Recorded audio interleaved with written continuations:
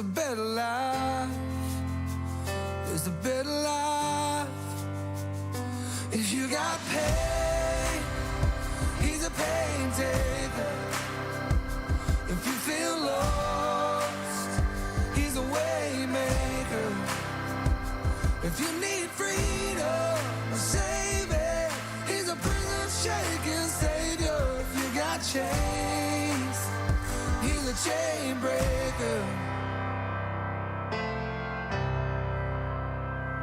We've all searched for the light of day in the dead of night.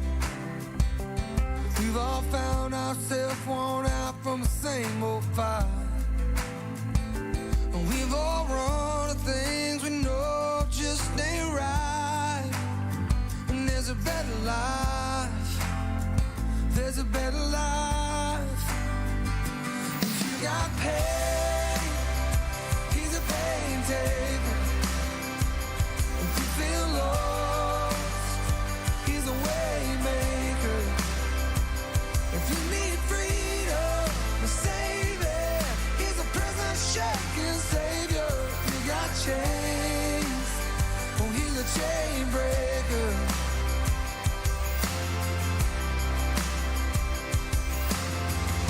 If you believe it, if you receive it, if you can feel it, somebody testify.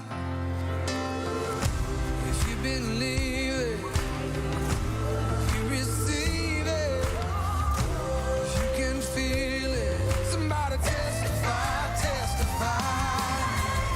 If you believe it, if you receive it, if you can feel it, somebody testify. If you got pain, he's a pain taker. If you feel lost, and he's a way maker. If you need freedom, a savior, he's a prison shaking savior. If you got chains, he's a chain breaker. Oh, if you need freedom, a savior, he's a prison shaking savior. If you got chains, oh, he's a chain breaker.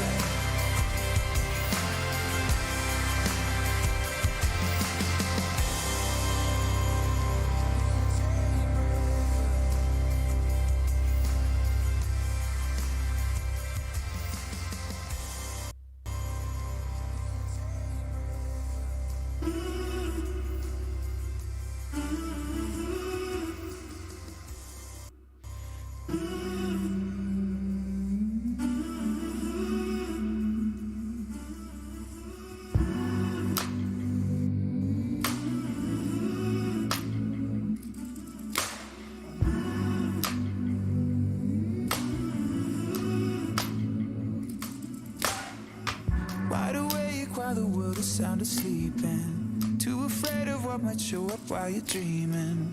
Nobody sees you. Nobody will believe you. Every day you try to pick up all the pieces, all the memories, they somehow never leave you. Nobody sees you. Nobody will believe you. God only knows what you've been through. God only knows what they say about you. God only knows how it's killing you. But there's a kind of love that God only knows. God only knows what you've been through. God only knows what they say about you. But God only knows the real you. There's a kind of love that God only knows.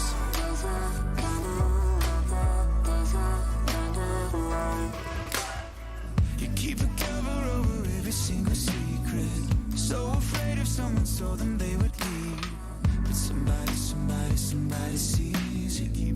Somebody will never leave you. God only knows what you've been through. God only knows what they say about you. God only knows how it's killing you. But there's a kind of love that God only knows. God only knows what you've been through. God only knows what they say about you. But God only knows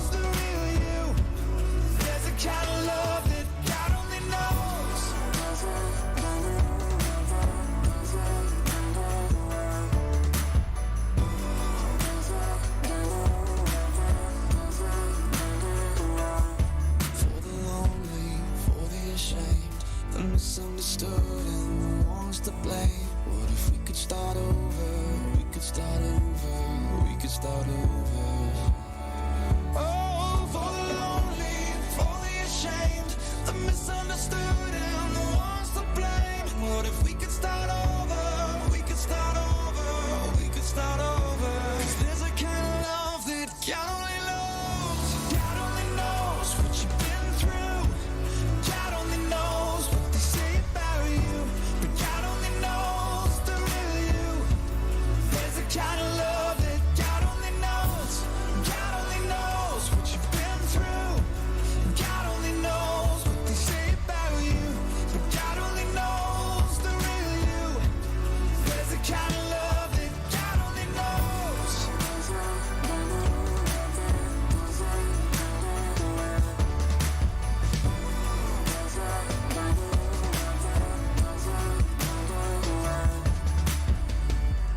God only knows where to find you. God only knows how to break through. God only knows the real you. There's a kind of love that God only knows. God only knows how to break through. God only knows the real you. There's a kind of love that God only knows.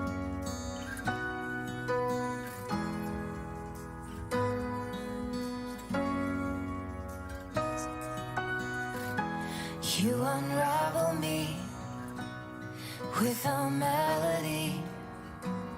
You surround me with a song.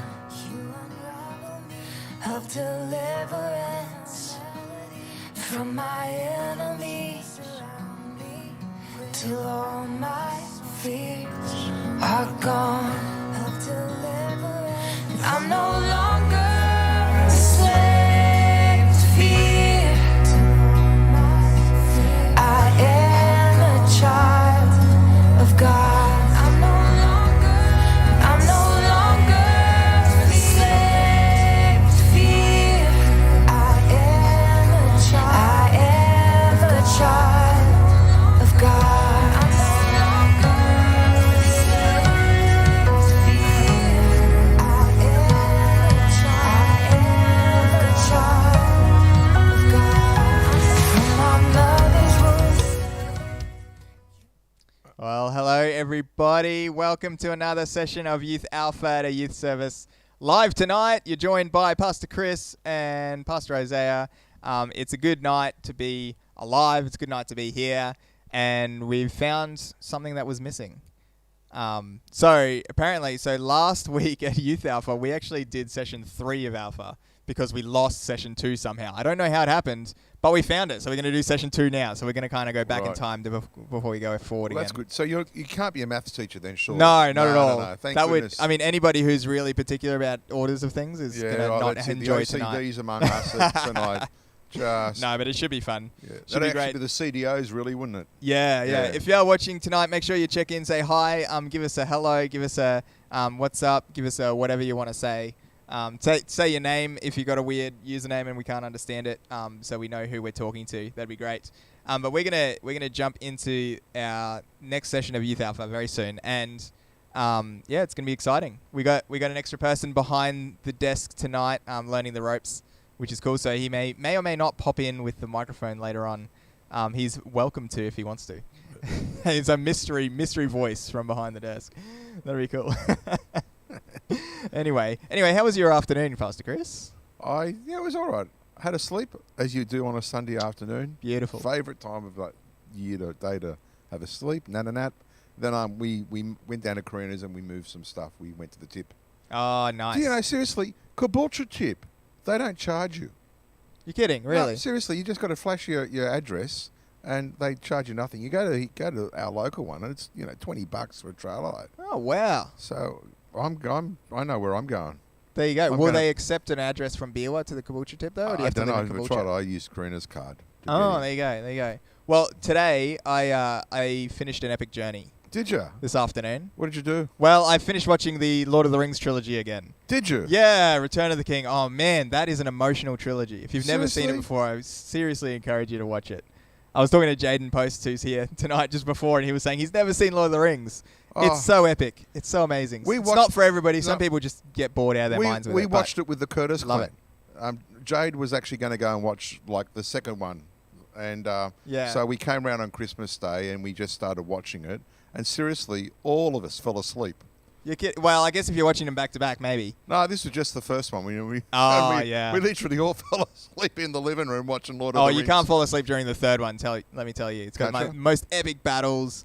It's so large scale. I don't think there's any movie cinematic battle that rivals that. Righto. Okay.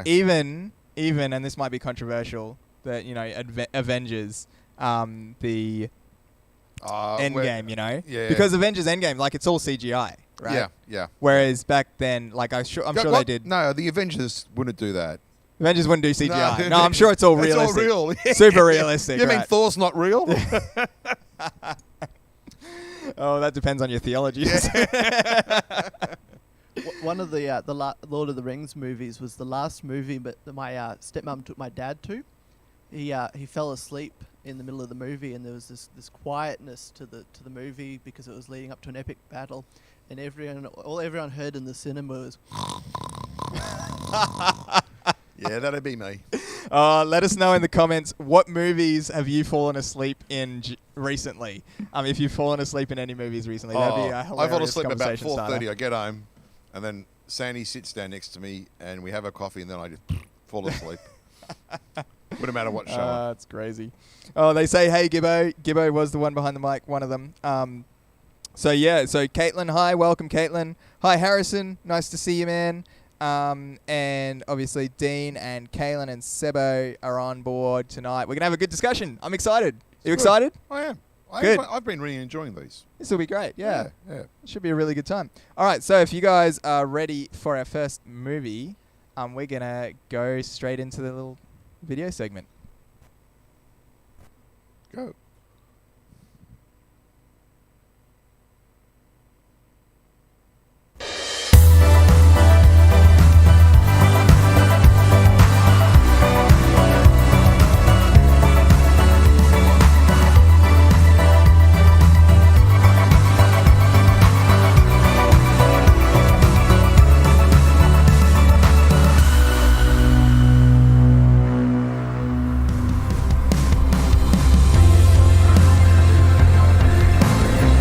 There are a lot of different factors that make someone famous.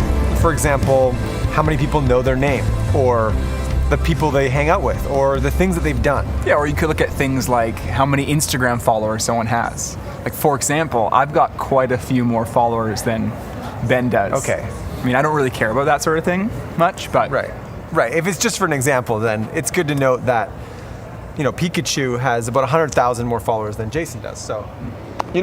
As I'm thinking about it, it's not really a good example. People aren't really using Instagram anymore. Oh, I think people use Instagram. Kind of passe. I use it. Dan, you use Instagram? Yeah. Yeah, Dan uses it. I use it. Okay. So if you consider everyone who's ever lived, Jesus Christ is arguably the most famous. Jesus is so famous that his name is used as a swear word. We don't use anyone else's name as a swear word. Benedict Cumberbatch! Taylor Swift! Justin Bieber, that's hot! Pikachu! Think about this with me for a minute. Jesus' life literally divides history. Our calendars are based on his life. History is divided into two main eras. Until recently, we use the terms BC and AD. BC stands for before Christ, and AD is Latin for Anno Domini, which means the year of our Lord. His influence is hard to miss. More songs have been sung to, more paintings have been painted of, and more books have been written about Jesus than anyone else. Time magazine named him the most significant person in history.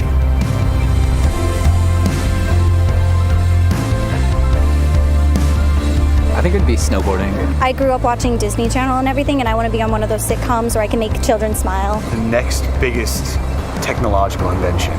Like, I want to be the next Steve Jobs. Singing. I would want to be famous for singing. I would want to be able to meet Beyonce and us to be friends. Fashion designer, for sure. But doing backflips. So I can't do a backflip. You want to be famous for backflips? Yeah, why not? Being able to taste a food and know exactly what's in it, like a food connoisseur. I don't want to be famous. I really don't. Okay, not money, Oh, what would I want to be famous for? That's a good question. Being the best dancer. Performing, like on Broadway. Baseball player. For my dash and good looks.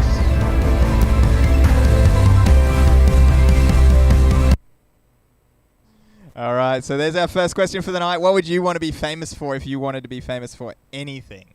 What do you think, Pastor Chris? Can you hit us up with what you would be famous for? Oh, saxophone playing. Oh, yeah, like in a jazz band or just by yourself, solo? Yeah, no, jazz band. Love just good jazz. Good bluesy jazz. You know what I love? I love all those street performers you see in like New York subway stations. Yeah. And the saxophone players, some of the things they can do are amazing. Just amazing. You'd pay to see somebody that's half as good as that. Yeah, and they're there busking. No, that'd be. What about you? Me, something I would want to be famous for. I'm trying to think. I would love to be famous for. I guess when I was younger, I wanted to be a rock star. Did you? Yeah, rocking out on the guitar, but I'm not quite as talented enough to do that necessarily. Yeah. So I can't quite shred it. But I'd love to. I think I'd love to be famous for something like that, musically or singing or something like that. That'd be cool. Hopefully not famous for how bad I am, because I think that's the other side of the coin, isn't it? Oh yeah, you can be true. famous or you can be infamous. Yeah. Yeah, I want to be famous for being really dodgy.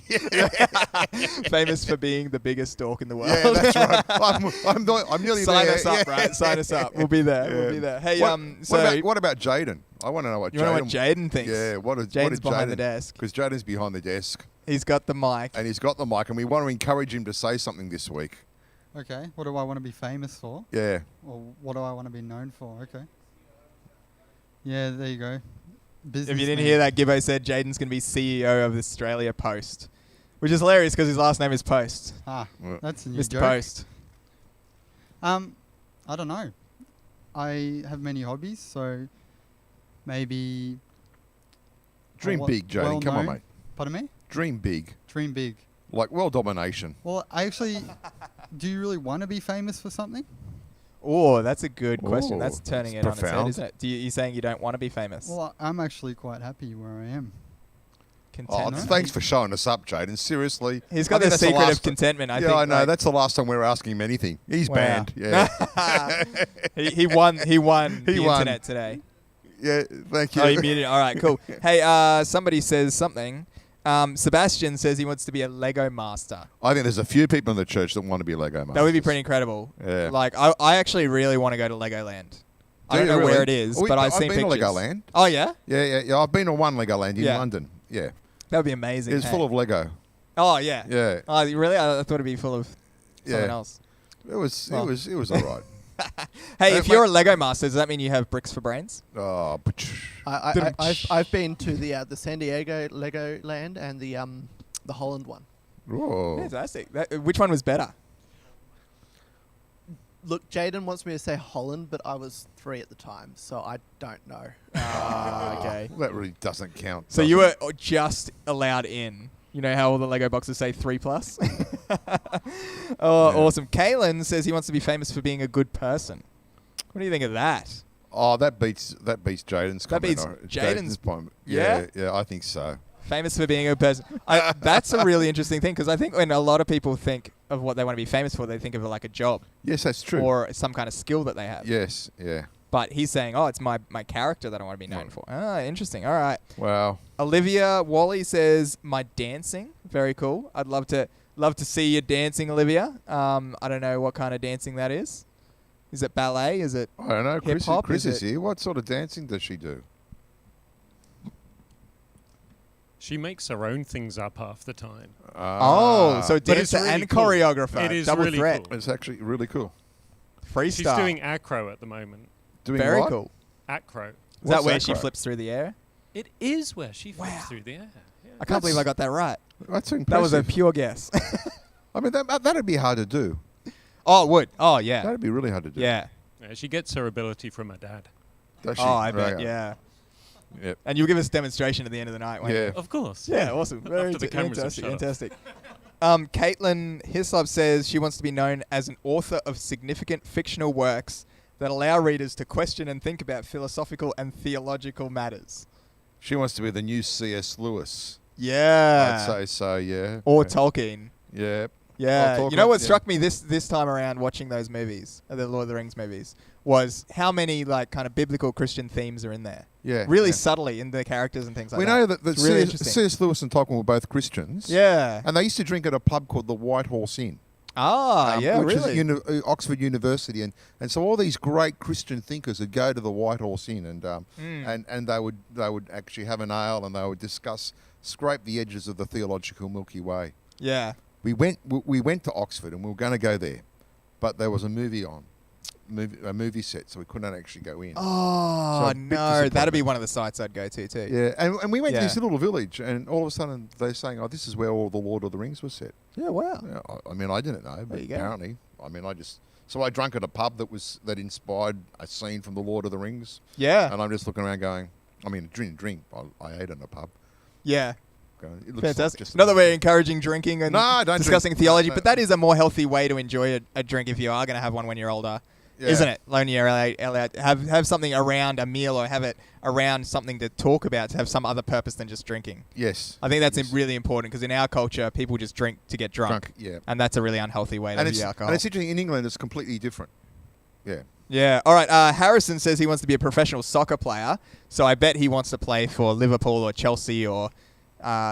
what's that? Arsenic. Sorry, Arsenal. Oh. Arsenal, not arsenic. Oh. Not arson. Oh, man. I'm getting real bad today. I don't quite follow the soccer too closely. But that did used to be my favourite team in FIFA, so I should know it. Arsenal. I hope you get there one day, Harrison. That'd be awesome. Alexander Martin. Alex, you want to be famous for country music and horse riding. He put country music in just to get up my He's trying to nose. stare you, Chris, I think. He is, but it's not working, You're Alex. in fine form. I'm pardon? Yeah, put him in the room. Put him in the timeout. No. Put him in the Zoom room. Not just with no, country music is okay. I'll defend you, Alex. I'll be your backup. Yeah. Don't time me out. Oh my goodness. Horse riding and country music. Does that mean like you're playing a guitar on horseback? So that'd be impressive to see, I think. That would be. Roy Rogers used to do that, which is I don't know who that is. No, you wouldn't, because he was a 1950s music star, TV star, and every year, he'd ride out in the sunset playing a guitar. That's cool. Yeah. That's like the cameos in the, what is it? Not the Three Musketeers. The comedy one. Yeah. Three Amigos. Three Amigos. That's the one. Three Amigos. Yep. Yeah. Oh, here you go. Someone wants to be known as introvertedness. Introvertedness. Awesome. Caitlin also says to be known as a brilliant strategist would also be awesome, but don't think my talents quite lie in that area. What does that mean? Is strategist as in like in a game of chess or in like a real life battlefield? I know, because she then goes on to she say could join the army. I don't quite get what she means by that one. The Inklings. Yeah. I'm guessing it might be a band or something. Maybe. No, I don't think so. I don't know either. I guess she'll tell us in the chat in a couple of minutes. Yeah. Charlotte says a comedian. Awesome. Oh man, comedians are great. We need good quality comedians these days. We do. Because there's so many out there and some of them are quite rubbish. They are. I was listening to a guy last night actually, a British guy, and I could barely understand him. His accent was so thick. Yeah. It's like one of those really Cockney accents. I get sucked in, I start watching YouTube and I start watching one comedian, then the next one comes up on autoplay. Oh, some of them are really funny. Some of them are very, very funny. Very funny. But I really appreciate good, like, clean comedy. Yes. Because some of them resort to just swearing to get a rise out of their audience, and it's just lazy. It is. Yeah. Yeah. No. Anyway, speaking of laziness, we're getting lazy in our conversation, so we might jump into the next segment. I think that's a great segue, It's a great segue. I know. I came up with it myself. Yeah. Thank you. Let's jump into the next one.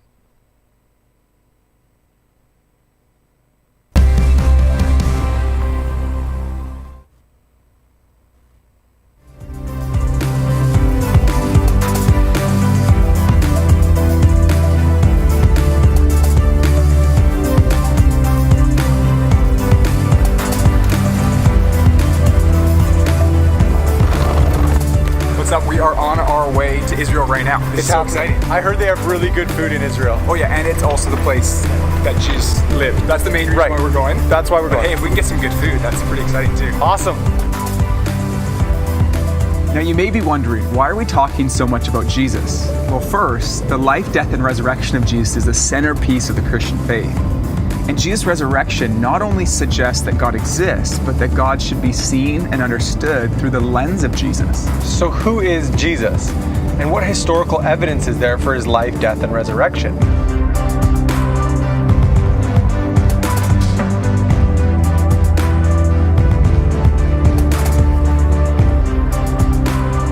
When it comes to the question of Jesus' existence, there are no serious historians who would suggest the man Jesus didn't live.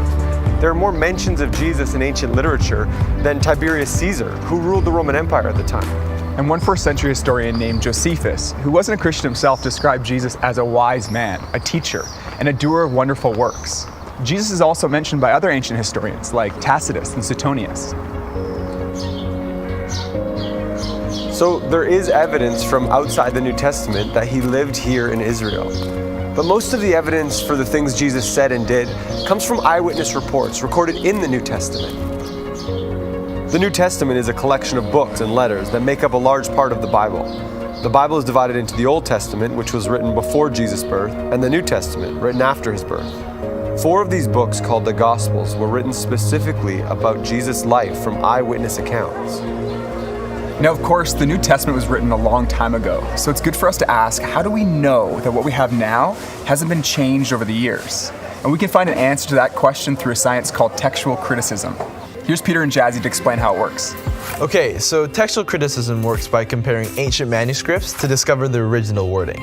Basically, the more copies of a manuscript there are, and the closer they are to the date of the original manuscript, the more confident we can be. For example, Herodotus and Thucydides were ancient historians who wrote in the 5th century BC.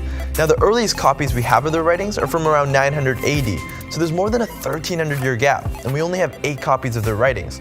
Yet no classical scholar would doubt that these writings have come down to us in a form that's true to their original copies. And this is the case with many other ancient works as well. For example, Livy's Roman history, 900-year gap with 20 copies. Caesar's Gallic War, 950-year gap with 9 to 10 copies. And Tacitus, 1,000-year gap with just 20 copies. And then we come to the New Testament, and what we see here is that the time gap is significantly shorter. It was written between 40 to 100 AD, and the earliest manuscript was written as early as 130 AD, and there are 5,309 Greek manuscripts, 10,000 Latin, and 9,300 others, making the New Testament totally unique amongst other ancient books. Textual critic F.J.A. Hort said this: "In the variety and fullness of the evidence on which it rests, the text of the New Testament stands absolutely and unapproachably alone amongst ancient prose writings." So, we can look confidently to what's written in the New Testament. What we know from inside and outside the New Testament is that Jesus was a Jewish man, born here in Israel in the 1st century. He lived in many ways like most of us. He ate, slept, laughed, and cried, and he would have walked along roads not far from here. Many people today would say, okay, he lived, and maybe he was a great religious teacher, but no more than that. But there's evidence that suggests that Jesus was more than just a great religious teacher. The first piece of evidence we'll look at is what he said about himself.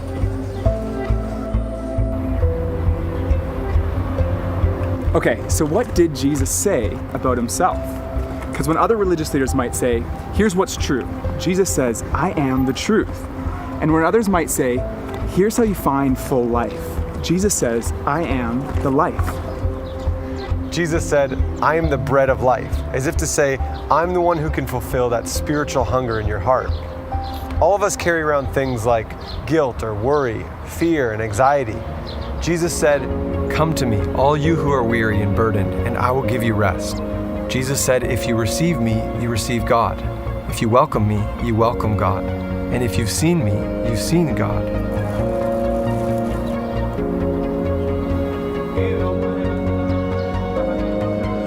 At the heart of Christianity is a message of forgiveness. On many occasions, Jesus said to people, your sins are forgiven. And this statement would have made the religious leaders of his day furious because they knew that only God can forgive sins. So for Jesus to say something like that was to put himself in the same place as God. One of the most direct claims Jesus made is recorded in John's Gospel. He said, I and the Father are one. When the religious leaders heard him say this, they were so angry they wanted to stone him. But before they could, Jesus said, I have shown you many good works from the Father. For which of these do you stone me? We're not stoning you for any good works, they replied, but for blasphemy, because you, a mere man, claim to be God. Those who were around him, who heard him and opposed him, said, "You're claiming to be God." Makes me think of what Bono said when he was asked about Jesus. Hold up, dude. I don't think that everyone's heard of Bono. Bono? Yeah, he's the lead singer of U2. People have heard of him. I'm just meaning younger people, like maybe older guys like you and Timmy over here. But younger people, like Dan, have you heard of Bono? Yeah. Yeah, see? That's the guy that Ben always talks about, right? There it is. He doesn't know. Bono was asked in an interview about his faith in Jesus. The reporter said, "Christ has his rank among the world's great thinkers or good religious teachers, but Son of God? Isn't that a little far-fetched?" Bono replied, "I don't think you're let off easily by saying he was a great thinker or philosopher, because actually he went around saying he was the Messiah. That's why he was crucified. He was crucified because he said he was the Son of God. So he either, in my view, was the Son of God or he was nuts. And I find it hard to accept that all the millions and millions of lives, half the earth for nearly 2,000 years, have felt their lives touched and inspired by some nutter. I don't believe it."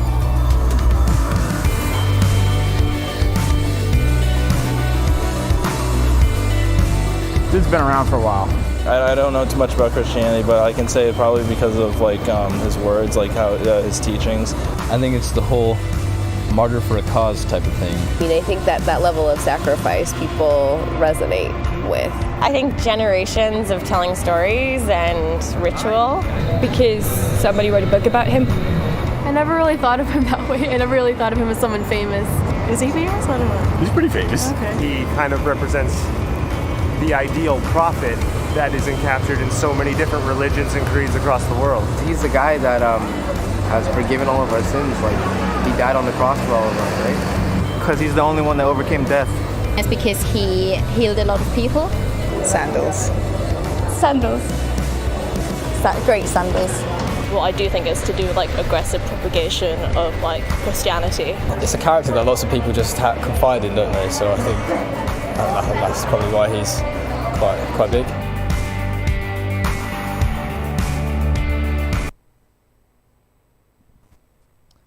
There we have it. The next question is, why do you think Jesus is so famous? Why do you think he is so famous? It's actually a really interesting question to think about. Really interesting question, and I actually think it depends upon the generations.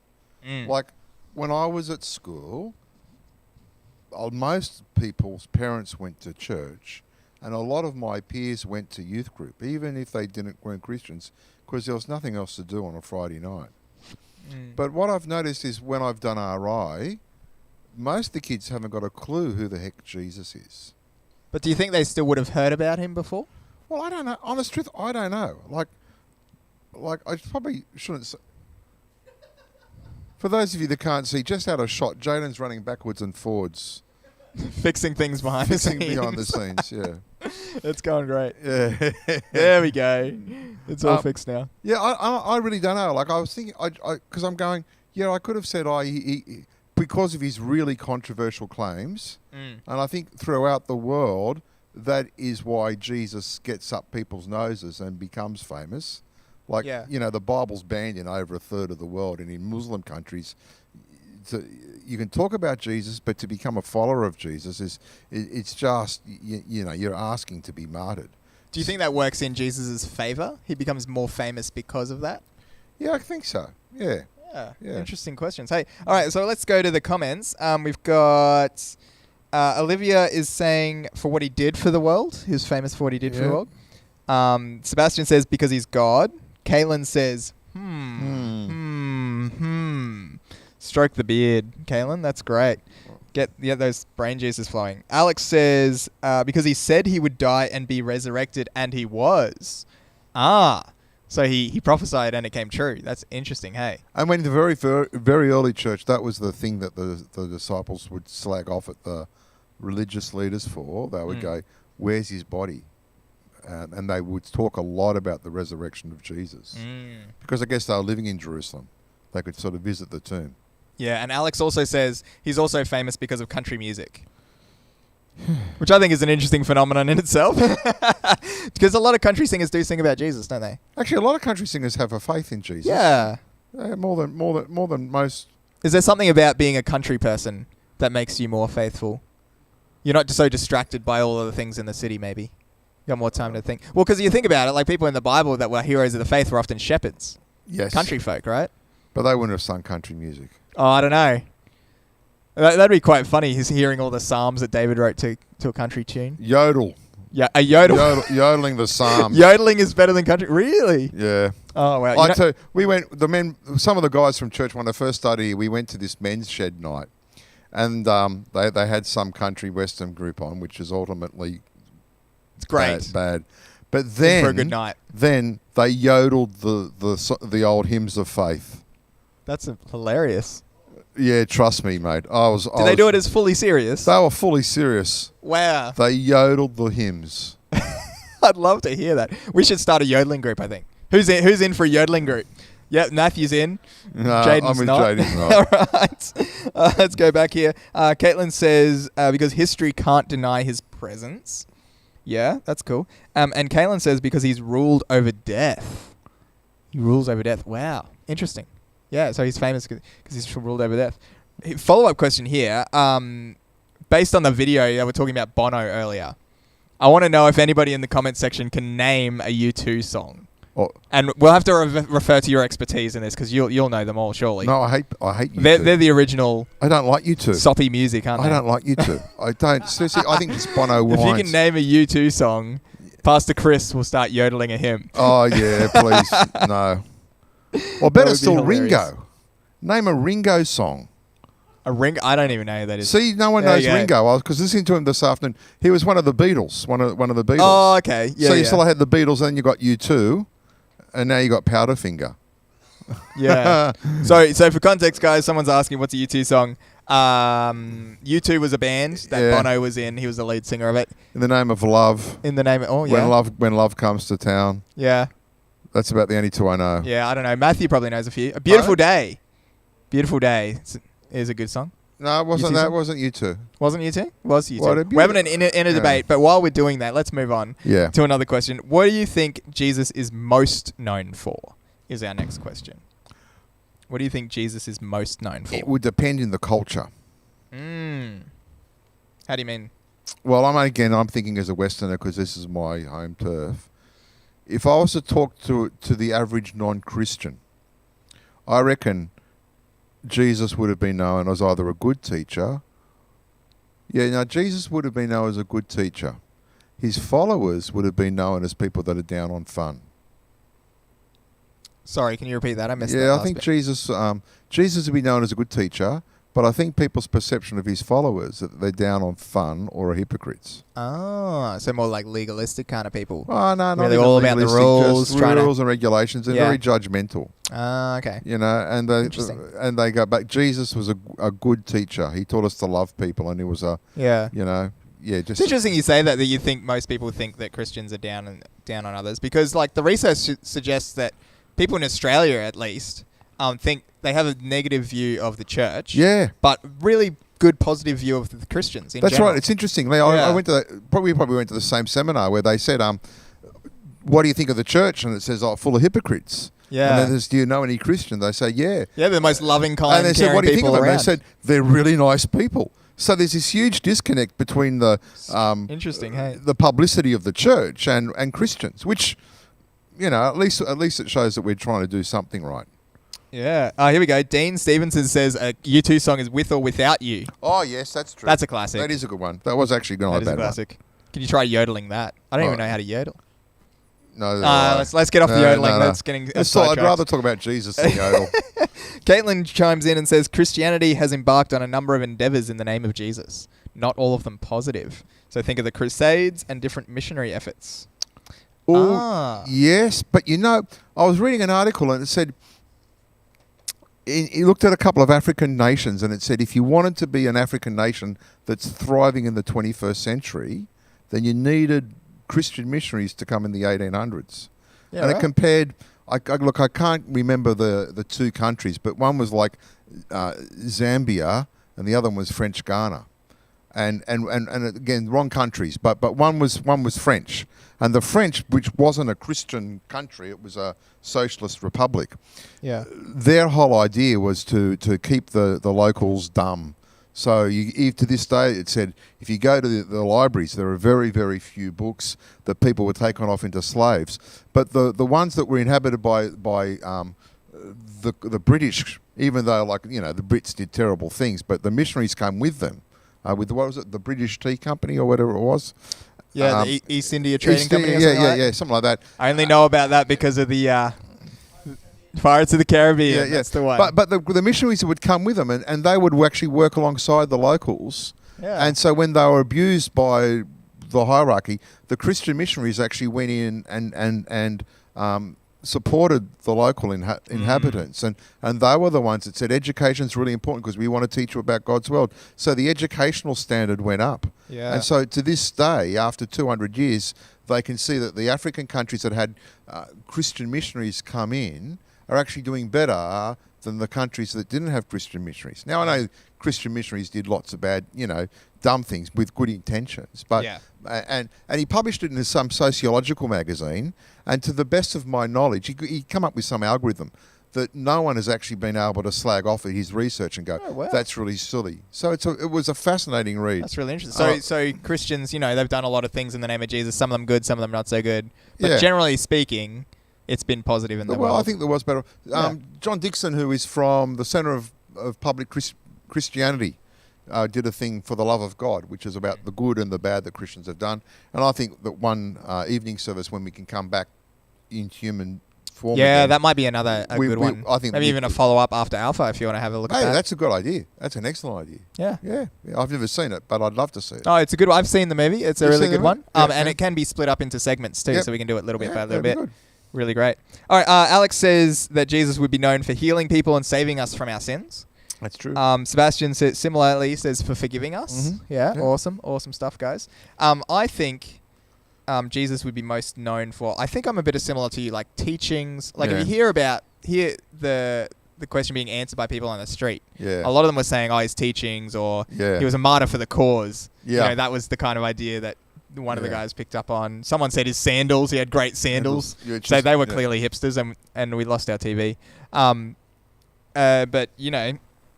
I think Jesus would be known for a variety of things. But I think people often make up their own idea of who Jesus is. Oh yeah, definitely. Yeah, we based make on Jesus what they in our think. own image. But what they want from him. Want Jesus. Next question is what stands out most to you about Jesus?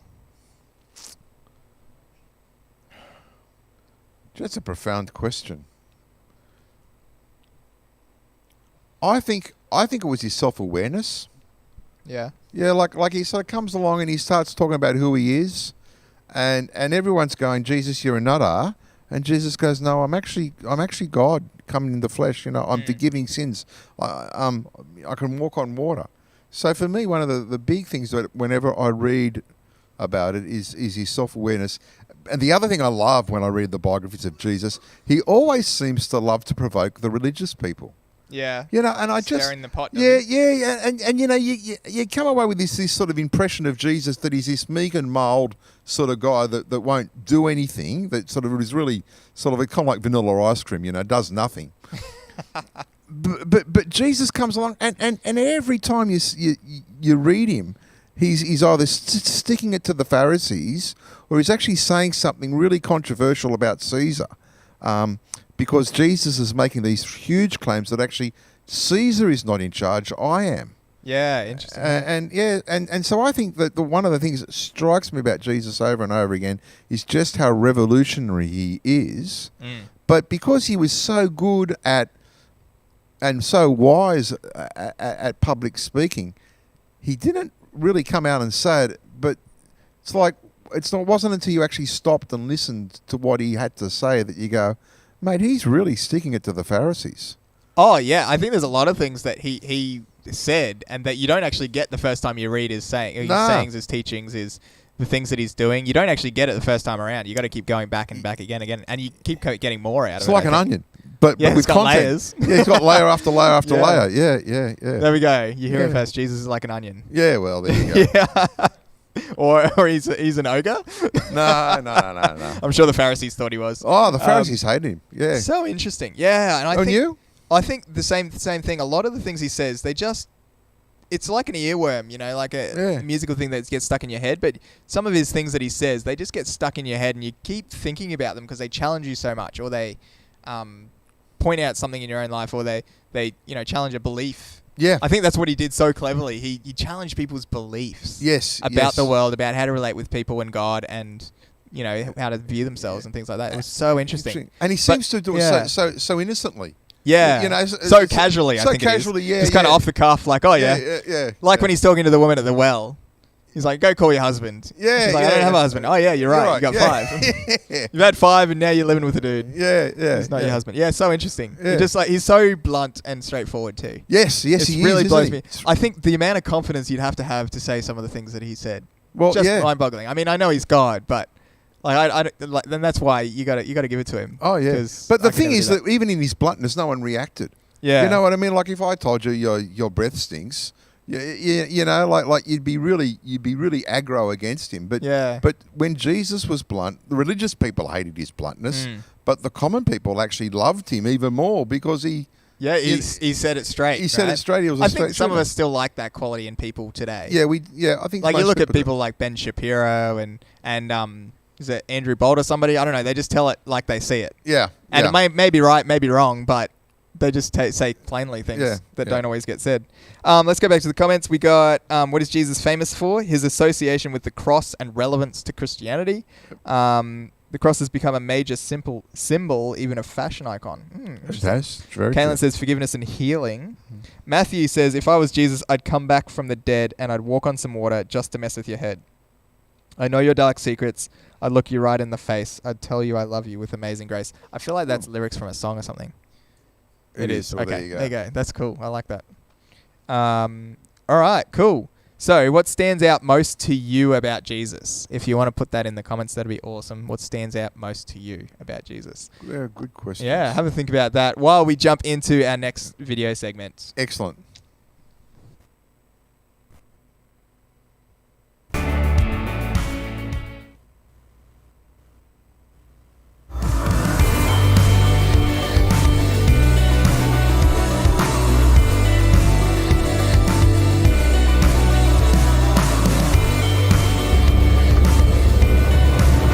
Hey, what's up guys? We're back on the move on a rocky bus and we are just pulling into Nazareth. It's changed a lot, but this is the place that Jesus grew up, so it's pretty cool. We should get some food. Oh yeah, and we're definitely gonna get some food. Guys, we're gonna get food. It's been a long bus ride. Here's the update. We found a spot to eat food and to film our next shots. So we got the crew behind me there. Perfect. And some food behind me. Waffle. Ben's happy. I love waffle. It's gonna be great. I think when you look at everything Jesus said about himself, it's clear that he did make that claim, that he was a person whose identity was God. Yeah, and that's a massive claim, and it needs to be tested. So let's look at what evidence there is to back it up. One of the first things you'll notice when reading about Jesus is that he lived a miraculous life. He turned water into wine at a wedding. He multiplied food to feed thousands, and he healed those who were sick.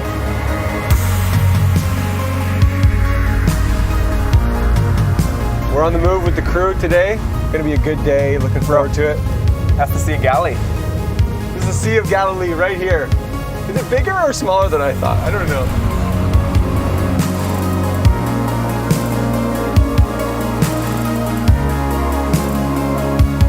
Thousands of people gathered on this mountain to hear Jesus give one of his most famous teachings, the Sermon on the Mount. In this message, he said, do to others as you'd have them do to you. Love your neighbor as yourself, and love your enemies. Jesus' teaching has been the foundation for entire cultures and civilizations in the West. Many of the laws we have today were originally based on things he taught. After 2,000 years, it still hasn't been improved on. One of my favorite moments in Jesus' life is recorded in the New Testament by Jesus' friend Matthew. A man who suffered from leprosy ran up to Jesus asking to be healed. Now, leprosy is a brutal disease. It destroys nerve endings and often led to disfigurement and the loss of limbs. People with leprosy were often treated as outcasts because others were afraid to go near them. This man was so desperate that he knelt on the ground begging Jesus to heal him. And Jesus reached out his hand and touched the man, which is something no one else would do. And instantly, the leprosy was gone. This is such a great picture of the character of Jesus. Not only was Jesus able to miraculously heal the man, he was willing to touch someone that no one else would. Jesus spent time with social outcasts, and he didn't let popular opinion control how he acted or treated others. He was friends with the marginalized and those that some might think God couldn't possibly love. Time magazine named him the most persistent symbol of purity, selflessness, and love in the history of Western humanity. Okay, so while our primary source of information about Jesus is in the New Testament, we also see references to Jesus in the Old Testament. And that's the next piece of evidence we're going to take a look at. Jesus' fulfillment of Old Testament prophecies, specific things about Jesus' life predicted in advance. There's been no one else in history that has ever had a whole collection of books written about them before they were born. Jesus fulfilled over 300 Old Testament prophecies, things like where he would grow up or the family he would be born into. And at one point, he fulfilled 29 of them in a single day. Now, after hearing something like that, you might be thinking to yourself, well, maybe Jesus was just a con man who set out to deliberately deceive people. He could have just read about all these prophecies and then set out to do what they said he should do. But there are actually two problems with this theory. The first problem is the sheer number of prophecies he fulfilled. And the second problem is the fact that, humanly speaking, he actually had no control over many of these things. In fact, there were prophecies about the exact way he would die, the place of his burial, and even about the place of his birth. As news spread about Jesus, his message of forgiveness, his love for the outcast, and the powerful miracles he performed, people came from all over to see him. But the religious and political leaders of his day were threatened by his growing popularity, so they plotted to have him arrested and killed.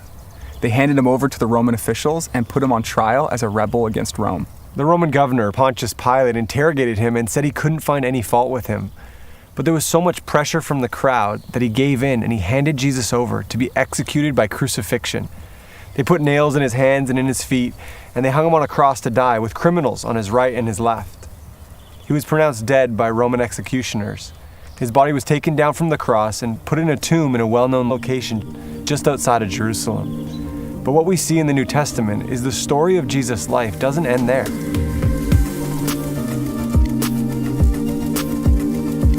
I think people think of Jesus as the long-haired guy in the movies. With sandals in a room? With a beard, who's having a hard time. Most people think Jesus is white. I don't know if that's true. I think people think that Jesus is just the guy on the cross. Growing up, I've heard that Jesus is a really forgiving person, like he's a friend. A wise person that, kind of wandered and taught and everything. Some people think he's the Son of God. Some people think that he's the Savior. God's son. He's kind of like the connection between God and people. I see him more as a historical figure. A good dude, and he was a prophet. Big, powerful guy in the sky. I don't know. I mean, he's got a lot of rules. They think he's a prophet. They think he's a good man. He's done a lot of good deeds. But a lot of people don't recognize him that he is also God. People kind of think like Jesus is same as God. They kind of put him in the same level as God. I don't know.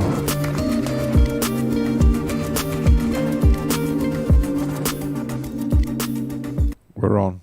All right, there we go. So the question is, who do people think Jesus is? And I just want to reiterate too, there's no wrong answers at the moment here. If you want to put anything you think or in the comments, please do. Don't feel like we're going to judge you for that. We just want to have an honest discussion. Because I'm genuinely interested. Yeah, absolutely. Because I live in a little Christian bubble. And it's easy to when you're a pastor to live in a Christian bubble. It is, and so I don't know what people really think out there of Jesus. I was looking at going, I ought to ask some people sometime. What do you really think Jesus? Who do you think maybe he we is? should go out with a camera and do these kind of questions. Actually, sometime. that would be really helpful. Would that be fun? Would you guys be interested in that? That'd be cool. A vox pop. Yeah, if you're interested in doing that sometime around Beerwar. That'd be good. Yeah. Let's get it happening. Beer War. Sorry, Mitchell Broderick. Beer War. All right, so who do people think Jesus is or was? I think a lot of people think he's a good man. I think if you spoke to the average person, they think he was a good man. They know probably nothing about him whatsoever. You know what I mean? I think that he's got this reputation, but no one sort of knows quite what to do with it. They see lots of churches and they know that Jesus gives them a couple of public holidays a year. So anyone that gives you a public holiday has got to be a good bloke. Yeah. It reminds me actually of that, there's a movie, I can't remember what it is, where they pray to baby Jesus. Because that's the version of Jesus that they like the most. Yes. You know? I don't remember what the movie was. It's a comedy movie. Completely ridiculous, right? But that's what they view Jesus as. He's just an innocent little baby born in a barn, in a manger. very innocuous. But but he's a good not bloke. intimidating at all, but a good bloke. Yeah, but a good bloke. And maybe he can help us out somehow. Yeah. Like when if we need him. Yeah, you know? Like a genie in a bottle. Don't call me. I'll call you. Yeah, that's right. Yeah. Like I don't owe Jesus anything, but he can help me out. He owes me almost. Yeah. I think it's what some people think. Yeah. About God or Jesus. Interesting. Hey. We've got Alex says maybe a lot of people think he is a character in a book. Storytale Jesus, fairy tale Jesus. You know, I actually think that's probably true. I know that like with kids' church, they try really hard not to, but you know, some of the books that I've read, Jesus is always presented as a character, you know, a comic book character, and I wonder whether it's sometimes in our culture, because we haven't got pictures of Jesus, whether people think of Jesus as like a veggie. A VeggieTales character. Or you know, a cartoon. And because we do cartoons, they sort of go, he's kind of like, you know, they don't actually think of him as a real person. Yeah. And it's not done intentionally or anything like that. It's just because that's sometimes the way that we Christians portray him is. Yeah, a character, a comic maybe book like a character, like it's kind of like to make it. What we're trying to do is make it accessible to children. Yeah, but in that we kind of shoot ourselves in the foot. Yeah, is that right? Yeah. I wonder. I don't know for sure. Yeah, I think a lot of people do that. I think you know, parents of Christian parents have got to be careful how they talk to their kids about Jesus. Sometimes, yes, to make sure that they're not lumped into the same character. Yeah. Same category, I should say. Yeah. You know, anyway, so we've got Dean says, I think Christians think of him as the key to heaven and the way, the truth, and the life. Oh, that's profound. That is profound. I like that phrase, key to heaven. I do too. It like unlocks heaven for us. Now there's the song. Is that a song, is it? I don't know, but there is the song. That is the song. That's some lyrics. We should write a song. Lyrics, yeah. We're coming up with great ideas tonight. We're going to do a Vox Box around beer war. We got a song on the way. We can get Bono to do the song, but no one knows who Bono is anymore. Bono. Yeah. No. Bono. Yeah. Kaylin says people thinks that Jesus is the Son of God in the flesh. Mm-hmm. I think that's an interesting phrase too, the Son of God. Not everybody knows what that means. No. I think some Christians get confused about what that means too. They do. I think when most people think of Son of God, they kind of like think of, well, he's kind of like superhuman. Like or maybe he's like a lesser god or something. Yeah, something like that, like he's Superman or Hercules or something like that. I heard a story that actually Superman was invented. I don't know if this is true, but he was invented by some Jews who wanted a super messiah. I don't know where this story came from, but I heard about it. And that's where Superman came from. Like, in their minds, that's how they came up with the concept of Superman. The guy that did Superman, I think, was someone Siegel. Yeah, anyway, it doesn't matter. Anyway. So Dean says, it is also sad that in most movies, the movie makes the Christians and Jesus look bad and make him look stupid. I don't think the movies make Jesus look stupid, but they do make the followers of Jesus stupid. Yeah. You know, I've never watched Home and Away, but it's true. You know, like Ned Flanders from The Simpsons. The Simpsons, you know, like he's the nicest, stupidest. How diddly do, neighborino? Yeah. You know, like he's just so annoyingly nice. You can't help but not like him because he's just too nice. Yeah. And I think Neighbours used to have some character on it that was meant to be a Christian, and he was one of the most painful characters. Not that I watched Neighbours and would never encourage anyone to, but yeah. But I think that's often because they just pick a caricature of a Christian, which is like a character, try and make this stereotypical Christian. Yeah, it's interesting. Yeah. Fun fact, if you ever want to watch a preacher that actually looks like Ned Flanders, there's a guy, I've just lost his name from my head. Paul David Tripp. He's got this big bushy mustache. He preaches really well. He's a really good preacher. He's a really good preacher. But he looks the spitting image of Ned Flanders. Actually, now that you mentioned he does. But I've always Paul thought Tripp is the smartest dressed preacher. He is. He's well dressed. He's well dressed. He's got sweater game for days. Yep. That's great. Yep. Paul David Tripp. If you want to check out his sermons, just Google him. Paul Tripp. He's very good. Tripp with 2 P's. Yes. Okay, cool. Let's go back to the comments. We've got Alex says some people think he's a role model and a person to look up to. Yep. Kaylin says I get confused too. So is that confused about what Jesus looks like or what he's about? Or that's cool. Thank you for your honesty, Kaylin. That's really good. Impressive. Very, very cool. I think it might be referring to Jesus, the Son of God in the flesh. Ah, yes. And it is like, if I can get all theological, Yeah. It was explained to me once, the son of a lion is always going to be a lion. Yeah. The son of a cat is always going to be a cat. The son of a dog is always going to be a dog because it's got the same characteristics and the same traits as whatever it's the son of. So to be called the son of God means that basically you've got the same traits as God himself. Oh, okay. That's an interesting way to think So about it. I found that to be really helpful. I mean, there's much, much more to it than that. Yeah. But I think that sometimes, we think son of, it's kind of like a lesser being. But when you think, no, he's got the same qualities. Like, if I called you as a son of a thief, you basically say... Or the son of Satan. Yeah. Son of the devil. Yeah. Sons of hell or something like that. It means you're evil, you're bad. That's right. That's right. But and I think that's what he's getting at. Whereas we hear son of, and we sort of think, he's related to, but he's not quite the same as. Yeah. Interesting. Hey, so it's in the same category as God, being the son of God. Yeah. Yeah, cool. Awesome. All right. So let's jump into the next question. We've got, why do you think there are so many different opinions about Jesus? Why so many different opinions? Why can't we just get it straight? I'll throw that one over to you. To me? I think largely it's because of ignorance and disbelief, I suppose, too. Like, because we have the ability to choose what we believe, I suppose, we can either accept things that we're told and read about or not. Yeah. And I think that's largely, and also ignorance too. Like, I think a lot of people out there, they've never come into a church, never heard about Jesus or Jesus preached from what a Christian would believe. Yeah. And so they kind of make up this idea in their own mind based on what the culture has told them and things like that. Yeah, what they think. Yeah. What they think personally without actually looking into it themselves. And I think that's... that's an easy way to get confused about things. Yeah. What do you think? Why do you think there's so many different opinions about Jesus? Because I think, number one, they haven't really explored the facts. But also, sometimes, it's easy to make Jesus in your own image when he says something that you don't like. So you go, I don't like what your Jesus says, so I'll remake him to make him a nice guy, even though there were times when Jesus said, hey, you are really wrong and you should do that. So sometimes we remake Jesus because we don't like what he says, so it's much more convenient to remake him in what we'd like him to be. Yeah. Dean says because people can be lied to.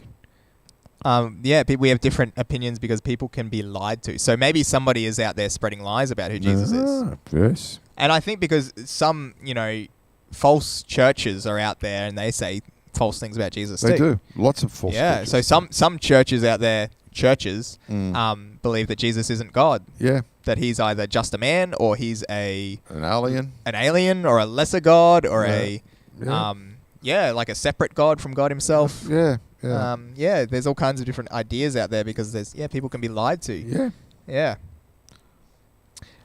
Because people want to believe things that are comfortable to them, Caitlin says. Oh, that's true. That is profound. That's great. Profound. That's true. Olivia says people all think of things differently. We all have our own opinions. We do. But I reckon, the more that you read the New Testament, if you read it honestly, I think that's part of the problem is people don't read the New Testament honestly and openly. Yeah. Because we go, I don't like that bit, so therefore I'll massage that to make it say what I think it should say. Cherry picking, hey? Cherry picking. Yeah. But So because we don't like it, we'll sort of divert that and we'll massage it. But I think if you read the New Testament and read Jesus on his own terms and try to do it fairly, I think that vast majority of people would come up with exactly the same conclusion. And sometimes I suspect that when they come up with a different conclusion, it says more about them than it does about Jesus. Now that can sound very judgmental, but I think that's fair. Yeah, okay. So they're not taking in all the evidence in an honest way. They're not being honest with themselves, no. Because at the end of the day, it's a moral problem. I don't want Jesus, I want my Jesus to be loving and accepting. It doesn't matter what I say or what I do, he still loves me. Yeah. Whereas Jesus goes, hey, no, you've got to be my follower because if you're not, then, I'm going to reject you one day. Even if you do this great stuff, which is pretty You know, like that can be pretty damning. Where you go, well, that's not my Jesus. It's one of those sticking points about Jesus too, is he often says things that are quite shocking, quite challenging for you personally. Yeah. And you've got to then at that moment realize, well, am I going to follow what Jesus says, or am I going to reject it? Yeah. Am I going to listen to what he says, or am I going to ignore it? Yeah. And if I want to ignore it, but still make me feel good and make me feel a bit religious, then I sort of massage Jesus. Yeah. So by massage, you're saying, oh, well, he didn't really mean that. Yeah. There's like the scene in the Monty Python. You know, the Life of Brian. Blessed are the what? Oh, the cheesemakers. Oh, and obviously he's talking about everybody in the dairy industry. That's right, They start to milk Jesus. Forgive the very, very bad pun, but you know, dear. make all of that just to make it up whatever they wanted him to say, and which is what we do all the time. Matthew Gibson says, "Where's Isaiah's beanie? I left it at home tonight. Wasn't feeling the chill." But I should have brought it. Can I borrow yours? You got a great beanie on today, or just show us your outfit for this evening. This is an interlude. We're gonna find Gibbo. This is great. Come on, join us up here. Can you find him? Oh, there we go. There you go. I've been gifted a beanie. Matthew didn't know what I was talking about, but this hat reminds me of the hats they wear in that Christmas animated thing that came out recently, Kringle or something it was called. And they had this weird tribe of people that couldn't speak English, that they were Russian or something. They all had hats like this. It was hilarious. Anyway, doesn't matter. I'm just still in disbelief. Yeah, so here Seriously. we go. So Caitlin says this is confusing. God is pure and Jesus is pure, so then neither is higher than either of them. That's very true. Well done, Carlin. Yeah. That's true. I guess that we're getting into Trinitarian theology yeah. which is a whole other lot of fish. other stuff, yeah. Yeah. And Caitlin says we also live in a broken, sinful world. Yes, that's true. And so therefore we're never going to get properly. And Alex says something great. He says the way they are told and if they believe or not. That's true. Yeah. Because sometimes we Christians don't always do a good job of presenting Jesus to people. That's right. We might not be clear in what we say. Yeah. There's a great video out there on YouTube's called St. Patrick's Bad Analogies, which is a little cartoon guy who's talking about bad analogies of the Trinity. So check that out. It's really funny. It's worth having a look at. Right. I've never heard of it, so okay. Oh, I'll show you it. You'll love it. It's great. With so many ideas about who Jesus is it possible to truly know him? Chris says.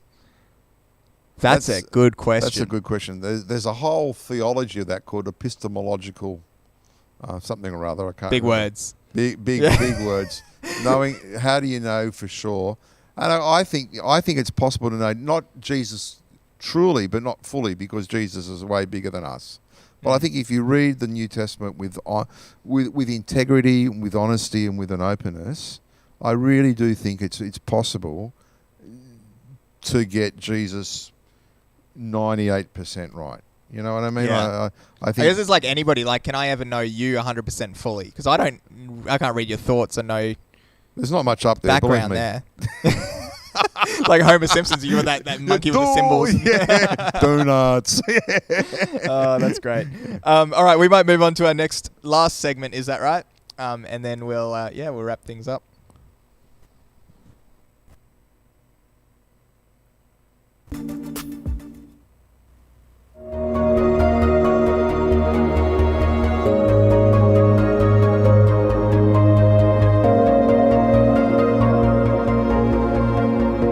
The final piece of evidence we're going to look at is Jesus' conquest of death. The physical resurrection of Jesus is the cornerstone of Christianity. And this matters to every single one of us because we're all going to die. When you go to a funeral and you see the coffin being lowered into the ground, it looks absolutely final. And it is. Unless Jesus died, was buried in a tomb, and then was raised to life, in which case, the grave has lost its power and death has been conquered.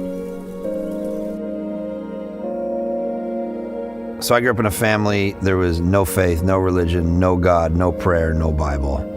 It was just, didn't talk about it.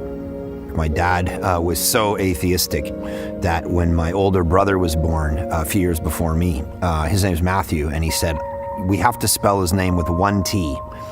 as not to be biblical. I don't want it to be spelled like it's in the Bible. And so literally on his birth certificate, his name is spelled with one T. And then when I was 17, I was in high school, and I met a guy named Chris in woodworking class, and he came up to me and he's like, listen, this guy was, womanizer, drug dealer, whatever, the whole thing. And that's why I hung out with him. And he said, listen, I got my life changed by Jesus. And I'm like, well, what's this about? And so I began kind of exploring as a skeptic, which is what I was. So when Chris started talking to me about Christianity, as someone who grew up in an atheistic home, I wasn't just going to accept what he was going to say. So I was like, okay, did this actually happen historically? What's the evidence? Because I'm not a super emotional person. I'm not going to just buy into something because I get swept up in the emotion of it. So then what that made me do is I got to go investigate this stuff. So when I was 19 was the first time I actually walked into a church. And I found skeptics there, skeptics who were actually serious about answering the deep questions. It was all these people going, yeah, I have that question too, but here's what I found, this legit thing, and let's compare this and this. I started to open up the old Bible that my grandfather had given me. Because Christianity functioned around this person and not just ideas and philosophies, I had to figure out, did this guy even exist to begin with? I explored, I studied, I looked at it. So I saw in the Gospels he obviously existed, but then began realizing there's people outside of the Bible who have no Christian agenda who were all claiming he existed. And it was in that exploration that I actually came to realize that Christianity is not emotional. It's not true because I want it to be true. It's true because the actual tomb is empty. It was based on a historical event. And that's what I realized was different about it. So I began to realize that this is either the most important thing in the universe or it is the dumbest thing. It can't be half interesting. So after I had studied, looked at the evidence, I came to the conclusion that this wasn't just hopeful thinking, wishful thinking, that it was actually true.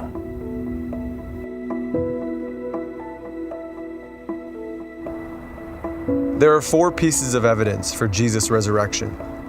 First, his tomb was empty. When Jesus' close friends went to visit his tomb on the 3rd day, his body wasn't there. People have come up with all kinds of explanations for this, but none of them stand up against thoughtful evaluation. For example, maybe the authorities stole the body. But if they did, then they would have shown that they had it when people start saying that Jesus had risen from the dead. Or others might say, okay, then robbers stole the body. When the disciples heard that Jesus had been seen, they ran to the tomb. Jesus' body wasn't there, but the grave clothes that he'd been wrapped in were still there. These would have been the only valuable things that the robbers might have taken. Even the piece that had been around Jesus' head had been folded up and put off to the side. The second piece of evidence for Jesus' resurrection is his presence with the disciples. Jesus was seen more than 11 times after his resurrection, and on one occasion by a group of around 500 people. Now some might say, well, that could have been a hallucination. But think about it. 500 people can't hallucinate the same thing. The third piece of evidence is the transformation we see in the disciples. Here's a group of people who were devastated that their leader had been killed, and they were afraid themselves that they would be arrested and killed. And then suddenly, they were transformed. Instead of being discouraged and fearful, they were full of hope and courage. And they were so confident in the message, they went around telling everyone, Jesus is alive. And many of the disciples were later killed or tortured because they wouldn't stop spreading this message. Why would someone be prepared to die for something they knew wasn't true? But the disciples believed it was true. It had transformed their life, and this extraordinary movement has spread all over the world. And that's the fourth piece of evidence. Jesus is still impacting lives today. There are now more than 2.4 billion Christians around the world, representing every ethnic, economic, and social background. The disciples spoke about a risen Jesus, and there are billions of Christians around the world today who also speak of an encounter with the risen Jesus Christ. So how do we respond to all this? It seems clear that Jesus really did claim to be a man whose identity was God. And when we look at the evidence, his teaching, his life, his character, his fulfillment of prophecy, and his resurrection from the dead, it all provides strong support that what Jesus said about himself was true. And this truth isn't just head knowledge, it's truth we can experience in our hearts. I've experienced a relationship with Jesus, and it's changed my life. And that's what Jesus wants for each one of us, life, and life in all its fullness. God has revealed himself in Jesus. Jesus really is who he claimed to be. He really did rise from the dead. And that means there's hope beyond this life. and there's hope for this life. And that's what I've found, and you can too.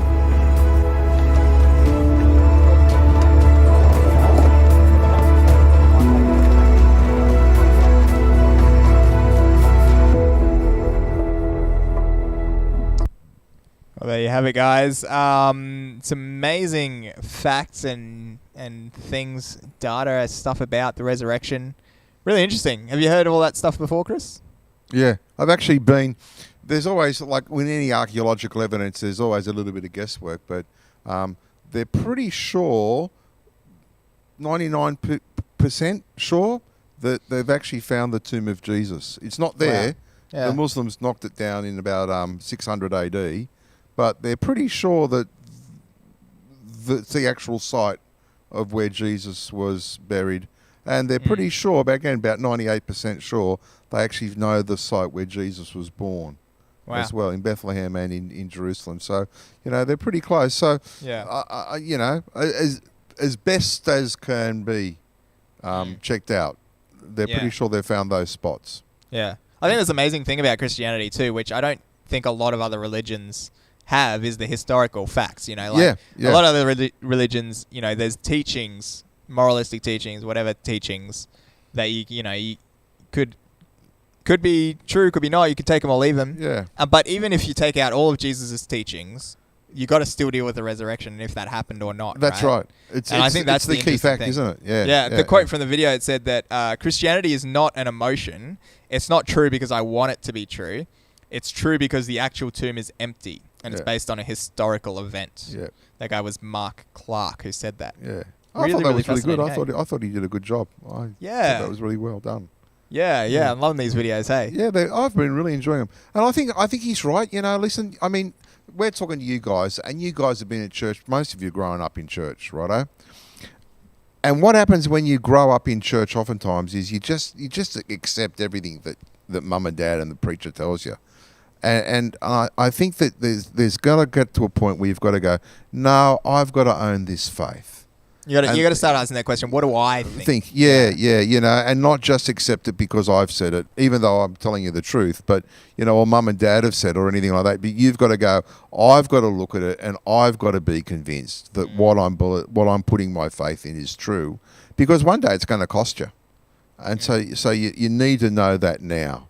Yeah, for sure. So I found was it Mark, whoever it was speaking? I thought that's a really good point. Yeah. He just looked at the facts for himself and said, what's going on? Yeah. I think that's what we should be doing. And I'm amazed by the amount of stories from people that go into church and things like that, skeptical starting out with, and actually wanting to find truth. And they find it and they say, well, hang on, I'm a Christian now because I followed the evidence. You've got the Case for Christ example. Josh McDowell. You've got all sorts of people that and even here in our own church, right? We've had people walking off the street just looking for some friendship, and they end up getting converted because they see the reality of Jesus in people's lives, but they also get confronted with the reality of who Jesus is. It's really quite remarkable. Yeah. So a question for you guys to think about this week, and to keep mulling it over in your lives, in your minds this week, is what do I really think about who Jesus is?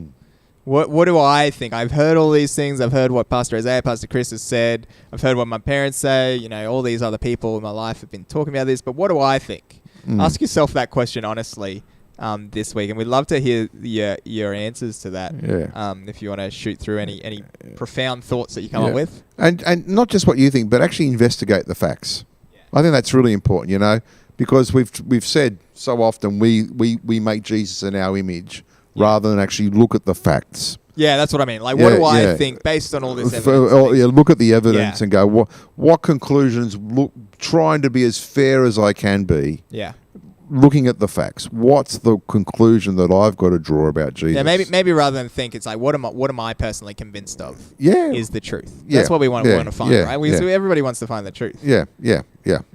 So check out the facts. Yeah. That'd be good.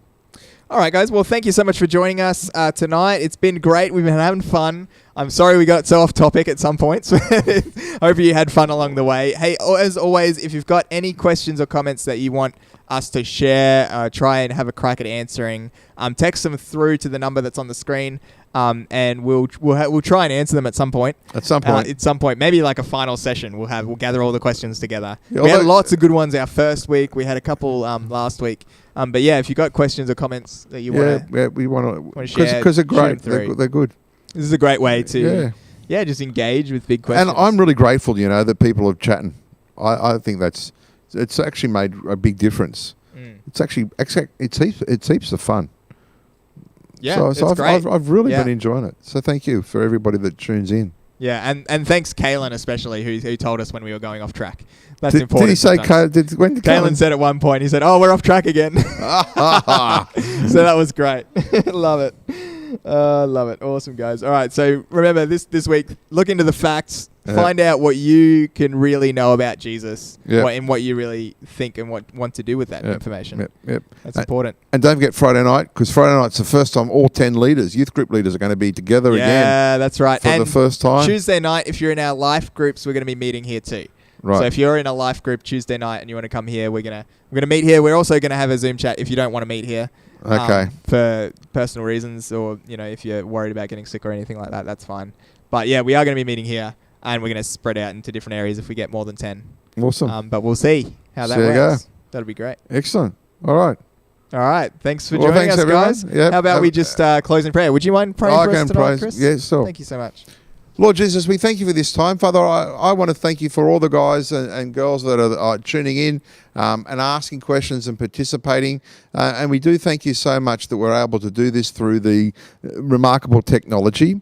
And want to pray that you, as we think about Jesus, please help us to understand Jesus on his own terms, not what we think he's about, but please help us to understand what he's on about, and give us the courage as well as the intelligence to read that stuff and to make up our own mind so that we can make up the wise and the right decisions about what we think and who we think the Lord Jesus is.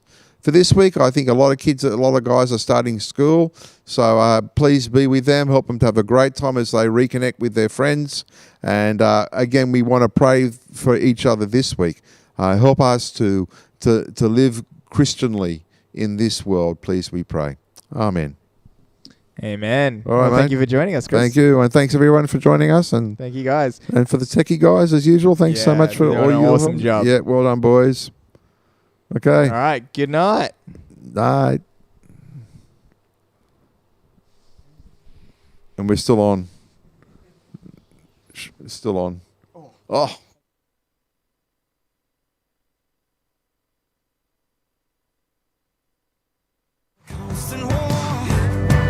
And you wanna settle that sky, but you're bruised and beaten, and you feel defeated.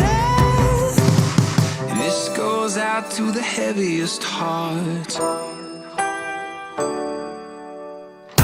to everyone who's hit their limit, it's not over yet, it's not over yet. And even when you think you're finished, it's not over yet, it's not over yet.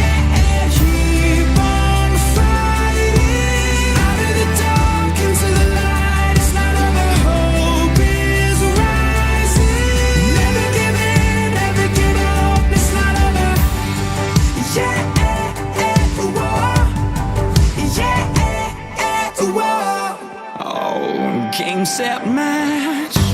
Time to put it in your past. Oh, feel the winter leaving. It's redemption season. Long live the young at heart. Cheers to a brand new start. We're revived and breathing to live a life of freedom. Oh, to everyone who's hit their limit, it's not over yet. It's not over yet, and even when you think you're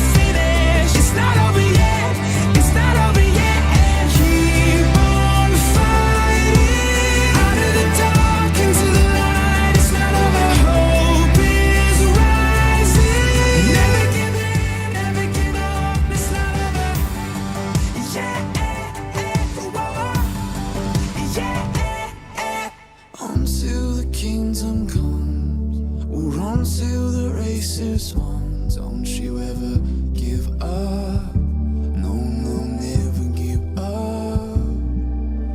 Until the kingdom comes, we'll run till the race is won. Don't you ever give up, we will never give up. And oh, to everyone who's hit their limit, and even when you think you're finished, oh, to everyone who's hit their limit, it's not over yet, it's not over yet. And even when you think you're finished, it's not over yet, it's not over yet. Keep on fighting, out of the dark into the light. It's not over, hope is rising. Never give in, never give up. It's not over. Yeah, whoa. Yeah, whoa.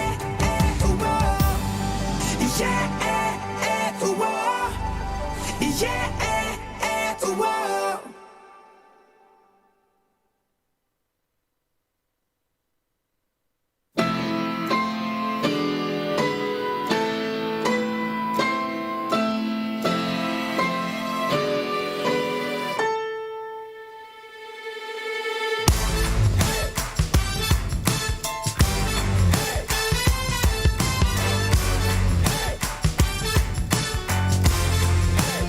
I gotta try to do right when life's doing me wrong.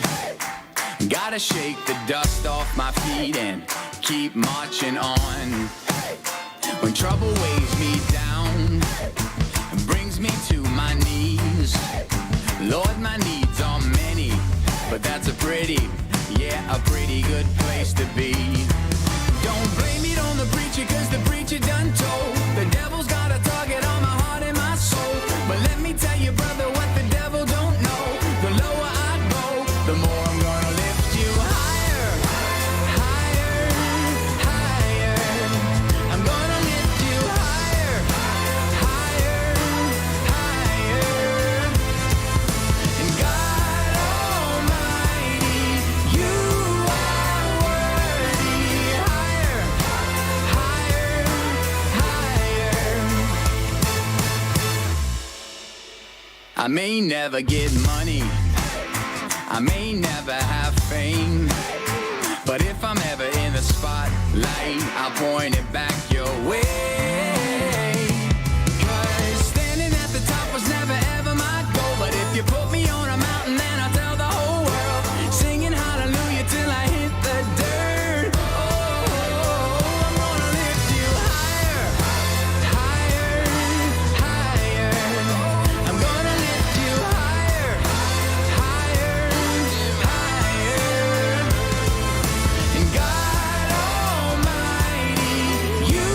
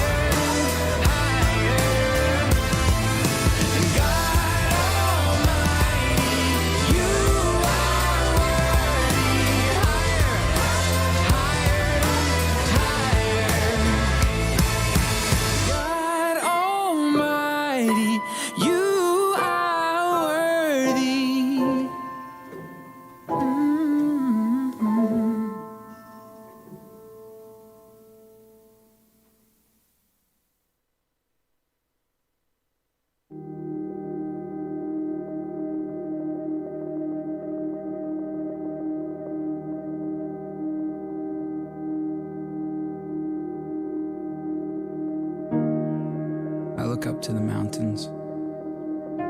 Does my strength come from the mountains? No. My strength comes from God, who made heaven and earth and the mountains.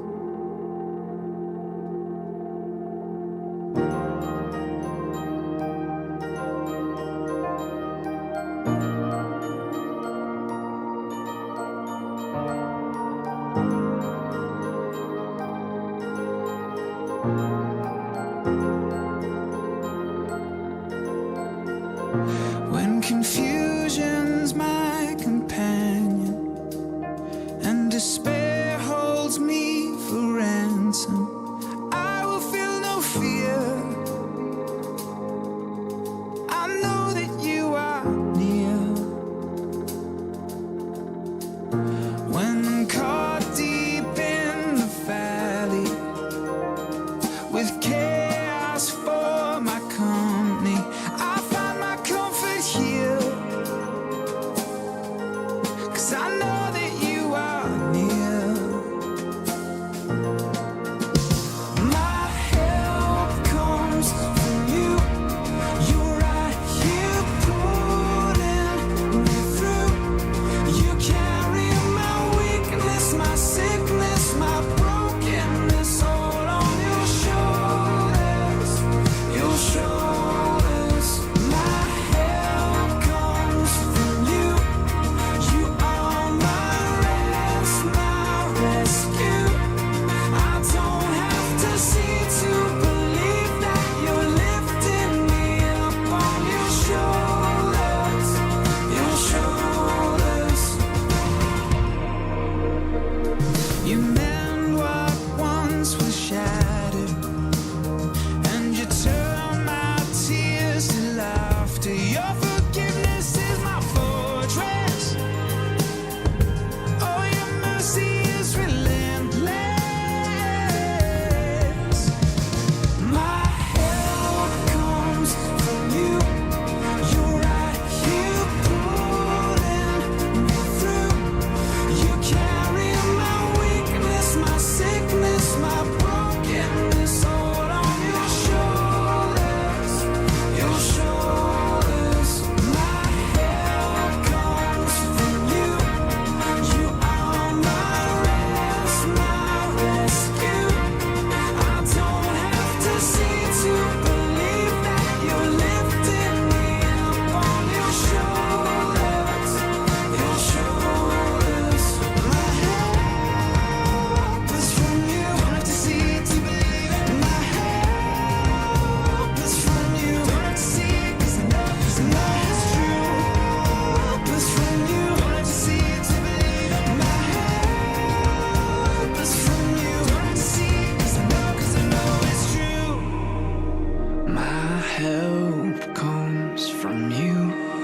You're right here pulling me through.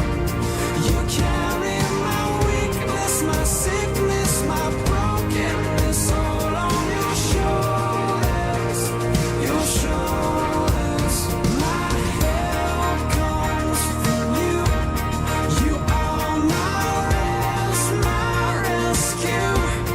No, I don't have to see to believe that you're lifting me up on your shoulders. Your shoulders. My help is from you. Don't have to see to believe it. My help is from you. Don't have to see it, 'cause I know it's true. Help is from you. Don't have to see it to believe it. My help is from you. Don't have to see it, 'cause I know it's true. Help is from you. Don't have to see it to believe it. My help is from you. Don't have to see it, 'cause I know it's true. Help is from you. Don't have to see it to believe it. My help is from you. Don't have to see it, 'cause I know it's true.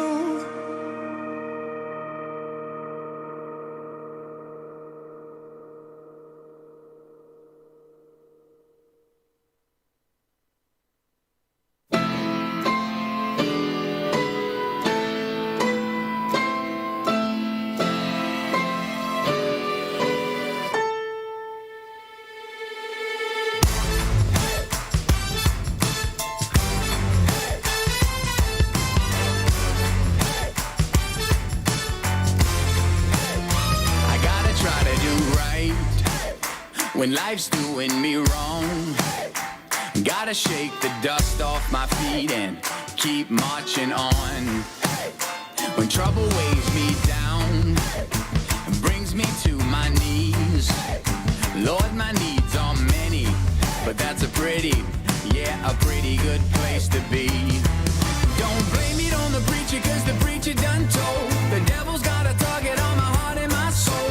But let me tell you, brother, what the devil don't know, the lower I go, the more I'm gonna lift you higher, higher, higher. I'm gonna lift you higher, higher, higher. And God Almighty, you are worthy. Higher, higher, higher. I may never get money, I may never have fame, but if I'm ever in the spotlight, I'll point it back your way. Cause standing at the top was never ever my goal, but if you put me on a mountain, then I'll tell the whole world, singing hallelujah till I hit the dirt. Oh, I'm gonna lift you higher, higher, higher. I'm gonna lift you higher, higher, higher. And God Almighty, you are worthy. Higher, higher, higher. Hallelujah, He is worthy. Hallelujah, He is good. Leave me in rags and ruins, and I'll praise you through it. Clothe me in glory and riches, I'll praise you just the same. All that I have, all I've been given, all of my life's ambition is to worship, is to honor, is to bring you praise. I'm gonna lift you higher, higher, higher. I'm gonna lift you higher, higher, higher. And God Almighty, you are worthy. Higher, higher, higher. God Almighty, you are worthy.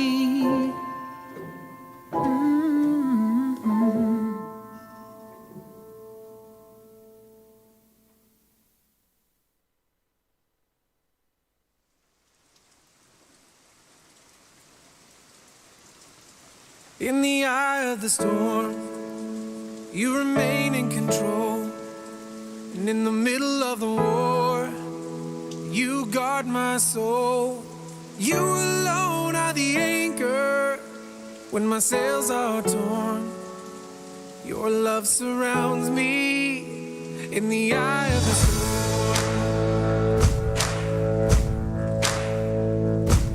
When the solid ground is falling out from underneath my feet, between the black skies and my red eyes, I can barely see.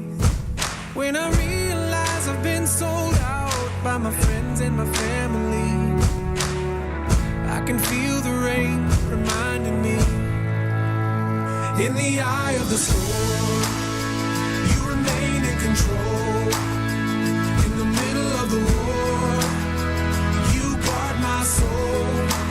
You alone are the anchor when my sails are torn.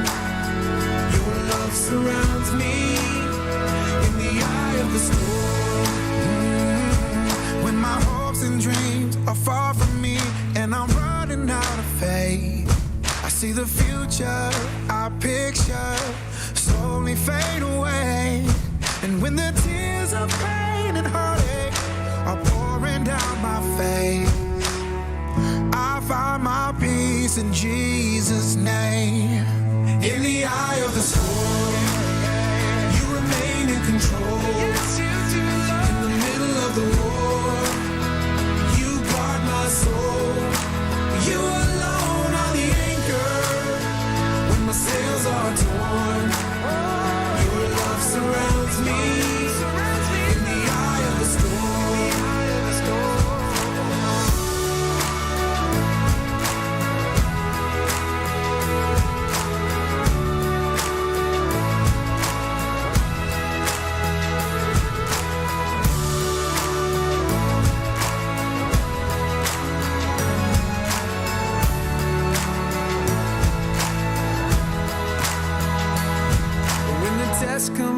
And the doctor says I've only got a few months left.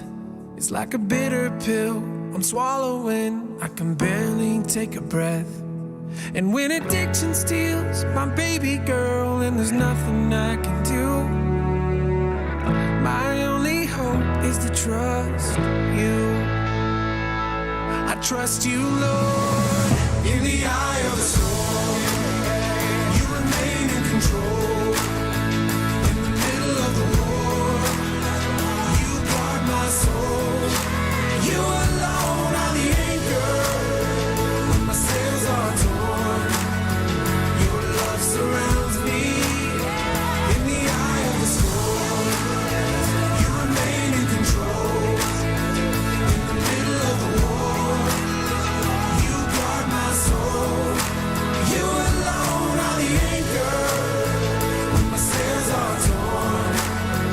Your love surrounds me. In the eye of the storm,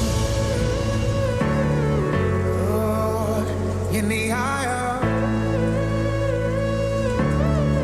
Lord, in the eye of the storm. I know you're watching me, yeah.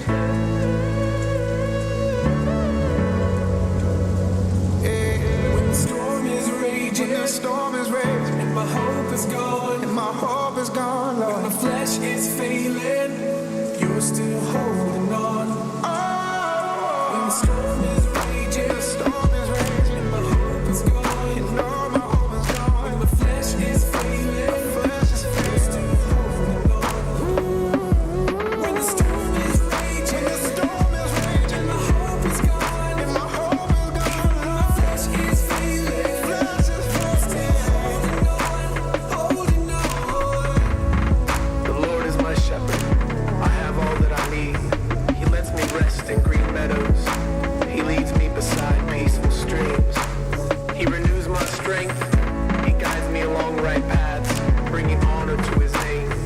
Even when I walk through the darkest valley, I will not be afraid, for you are close beside me.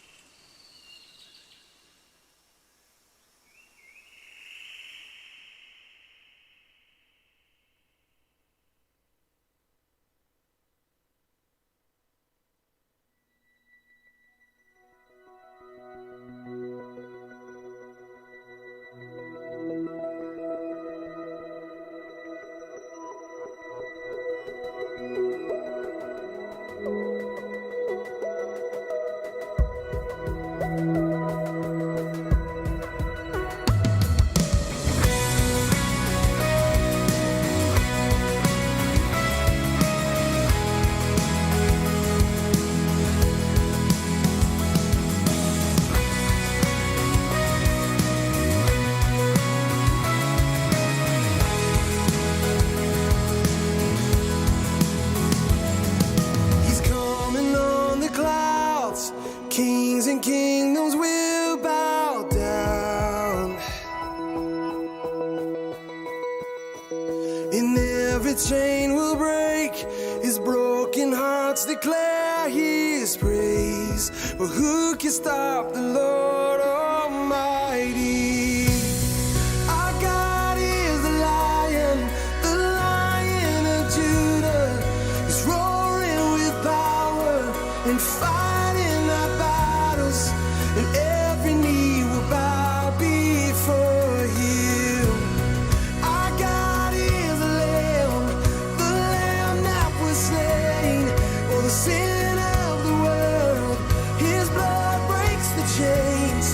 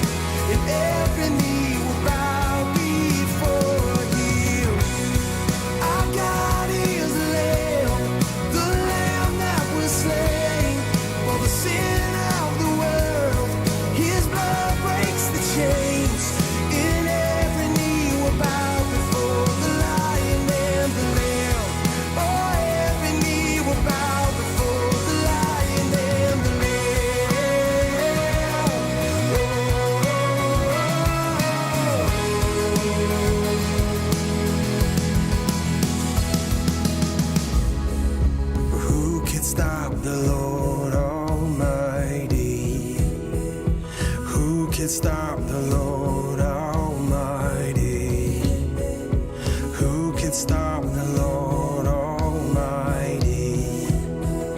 Who can stop the Lord Almighty? Oh, who can stop the Lord Almighty? Who can stop the Lord Almighty? Oh, who can stop the Lord Almighty? Who can stop the Lord? Our God is the Lion of Judah, is roaring with power and fighting our battles. Every knee will bow before Him. Our God is the Lamb that was slain for the sin of the world. His blood breaks the chains, and every knee will bow before the Lion and the Lamb. Ooh, every knee will bow before the Lion and the Lamb.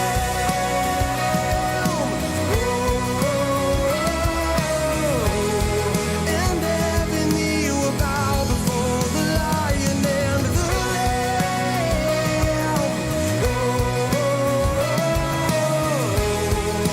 Every knee will bow before the Lion and the Lamb.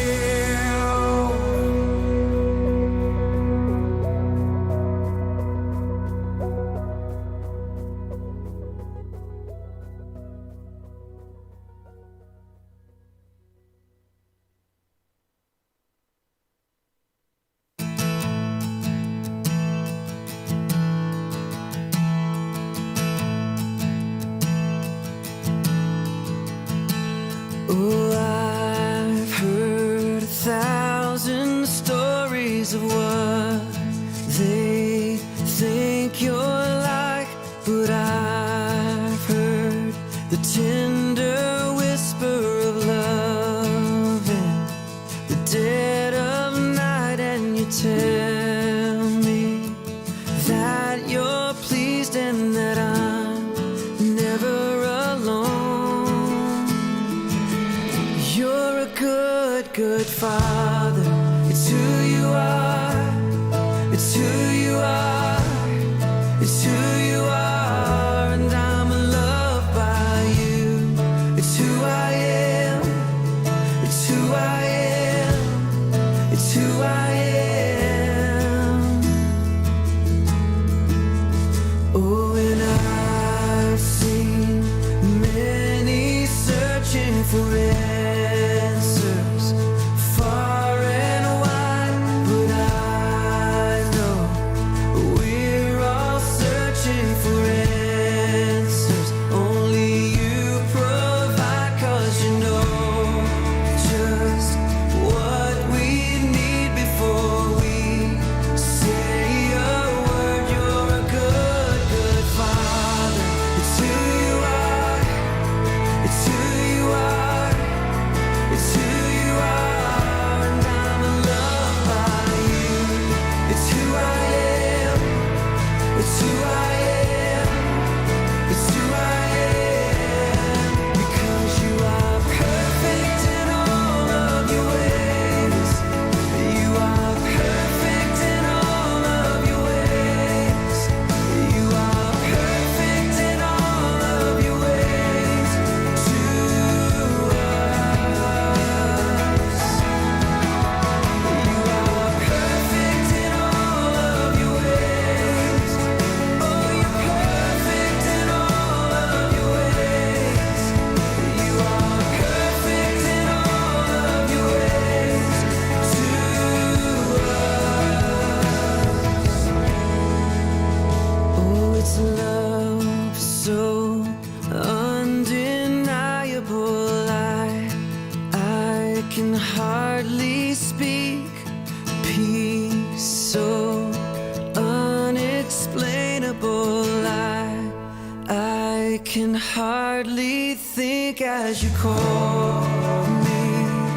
Deeper still as you call me. Deeper still as you call me. Deeper still into love, love,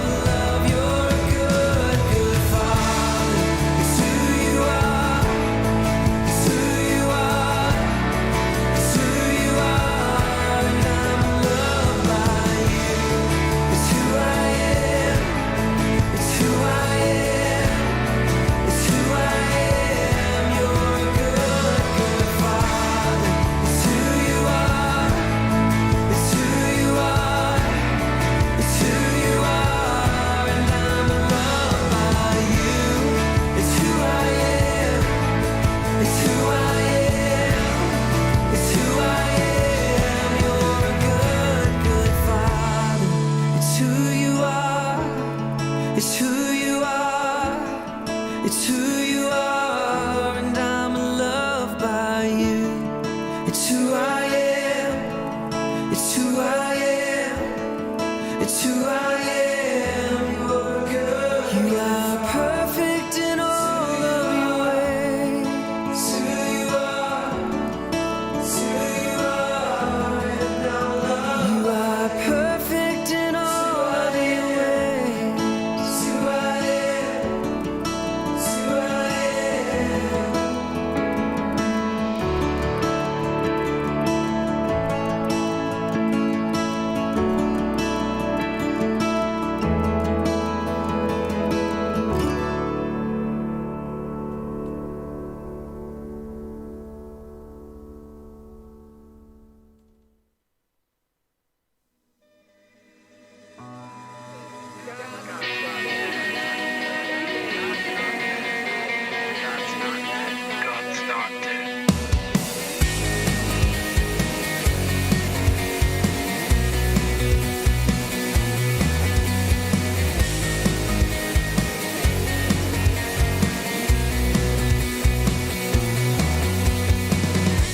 Let love explode and bring the dead to life. A love so bold to see a revolution somehow.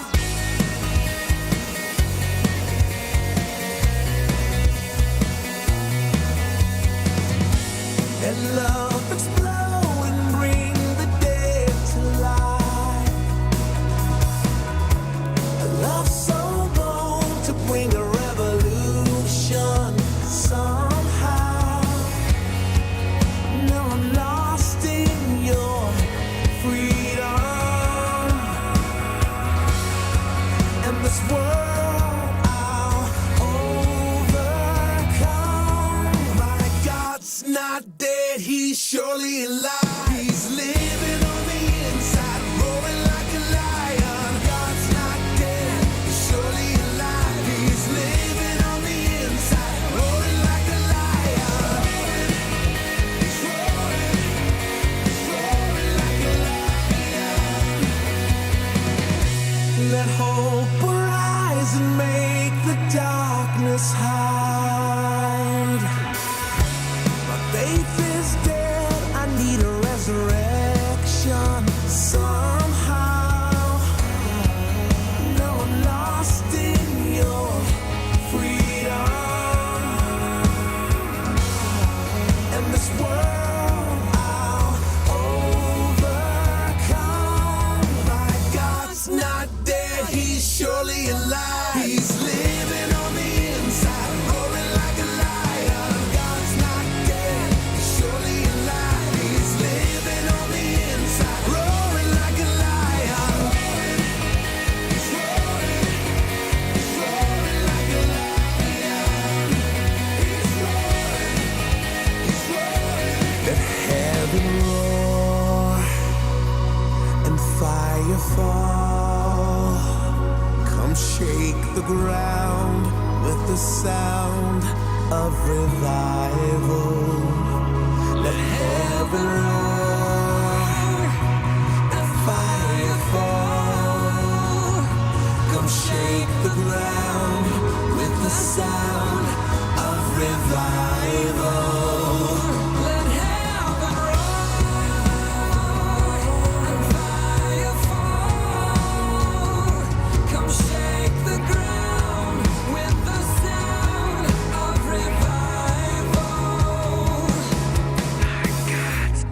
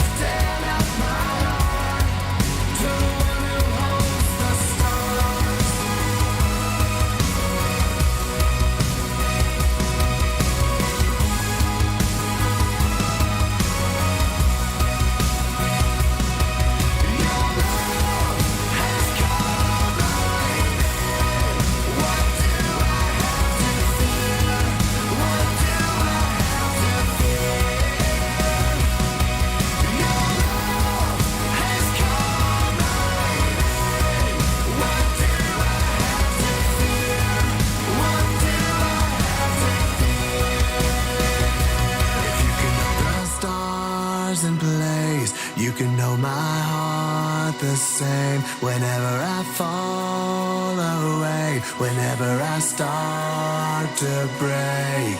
So here I am, lifting up my heart, lifting up my. If you can call my name, GC, you can call my soul and rain. You're never too far away, you never show up too late. So here I am, lifting up my heart to the one who holds the stars. You're the one who holds the stars.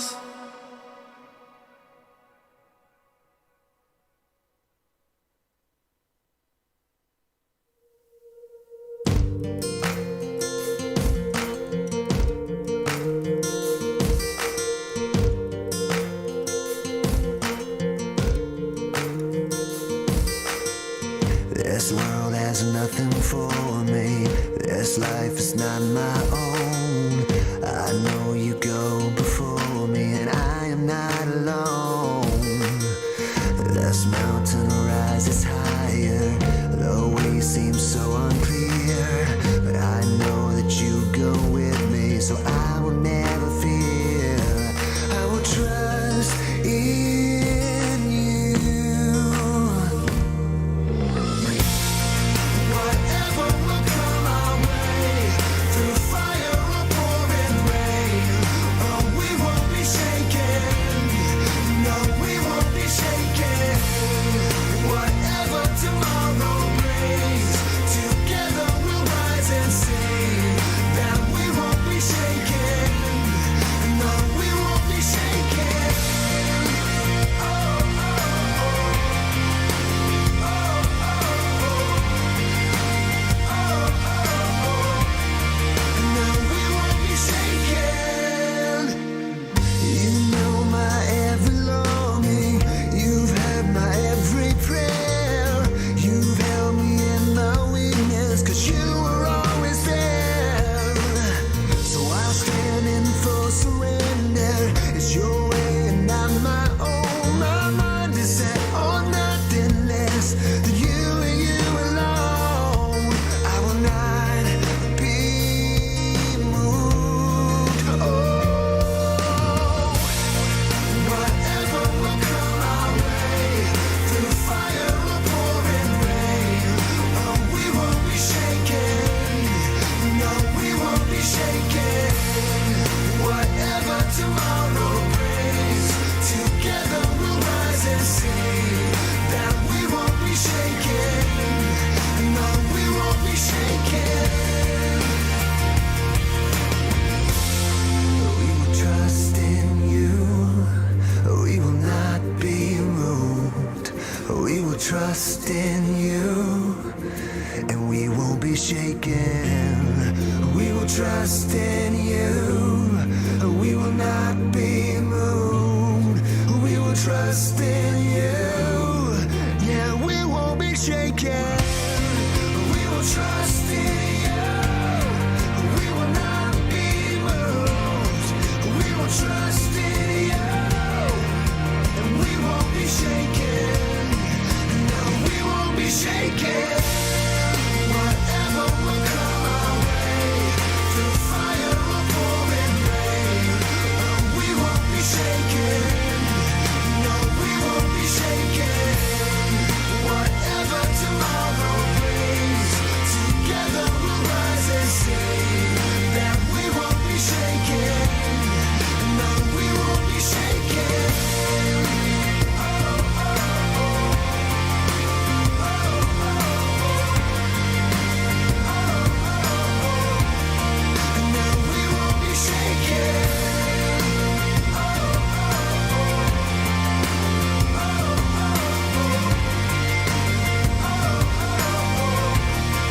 No, we won't be shaken.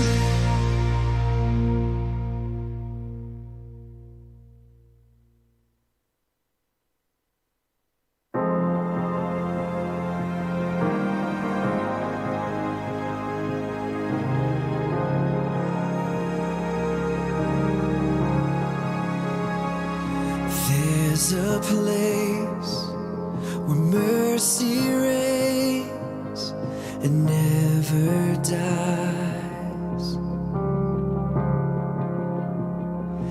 There's a place where streams of grace flow deep and wide, where all the love I've ever found comes like a flood, comes flowing down. At the cross, I surrender my life. I'm in all of you. I'm in all of you. Where your love ran red and my sin washed white. I owe all to you. I owe all to you, Jesus.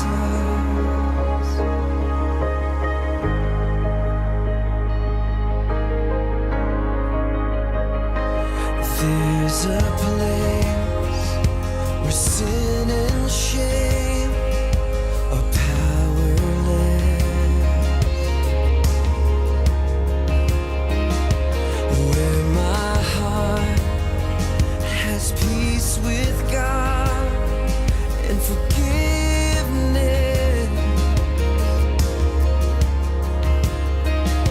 where all the love I've ever found comes like a flood, comes flowing down. At the cross, I surrender my life. I'm in all of you. I'm in all of you. Where your love ran red and my sin washed white. I owe all to you. I owe all to you. Here, my hope is found. Here, on holy ground. Here I bow down. Here I bow down. Here, arms open wide. Here, you save my life. Here I bow down. Here I bow. At the cross, I surrender my life. I'm in all of you.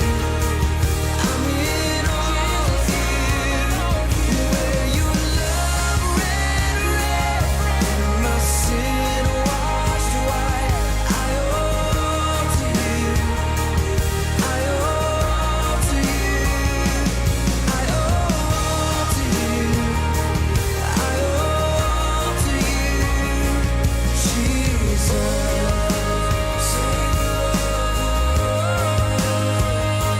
Jesus, Savior of the world.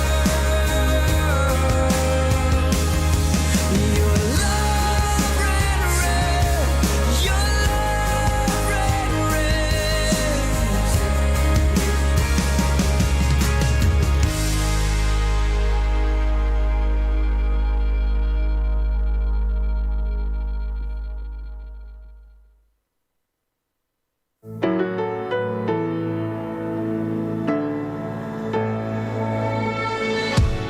I'm not a warrior. I'm too afraid to lose. I feel unqualified for what you're calling me to. Lord, with your strength, I've got no excuse. 'Cause broken people are exactly who you use. So give me faith like Daniel in the lion's den. Give me hope like Moses in the wilderness. Like David, Lord, be my defense, so I can face my giants with confidence. You took a shepherd boy and made him a king, so I'm gonna trust you and give you everything. I'll be a conqueror, 'cause you fight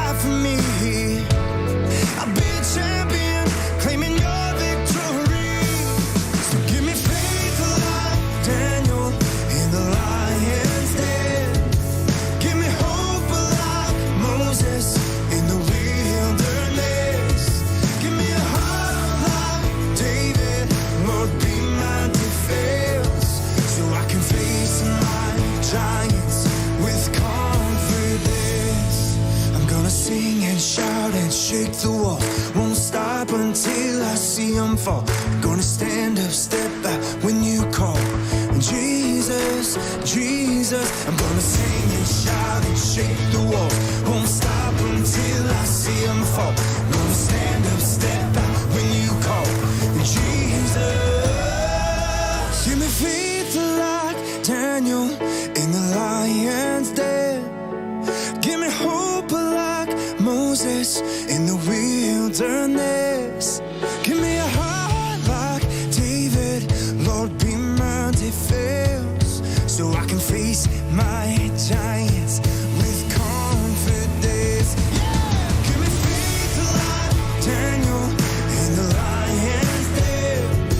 Give me hope like Moses in the wilderness. Give me a heart like David, Lord, be my defense, so I can face my giants with confidence. I'll face my giants with confidence.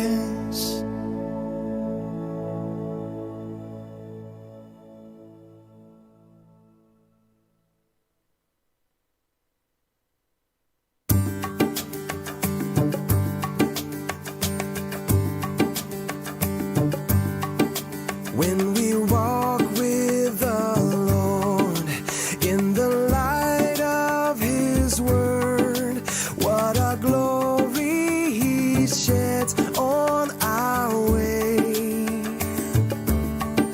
While we do His good will, He abides with us still, and with all who will trust and obey.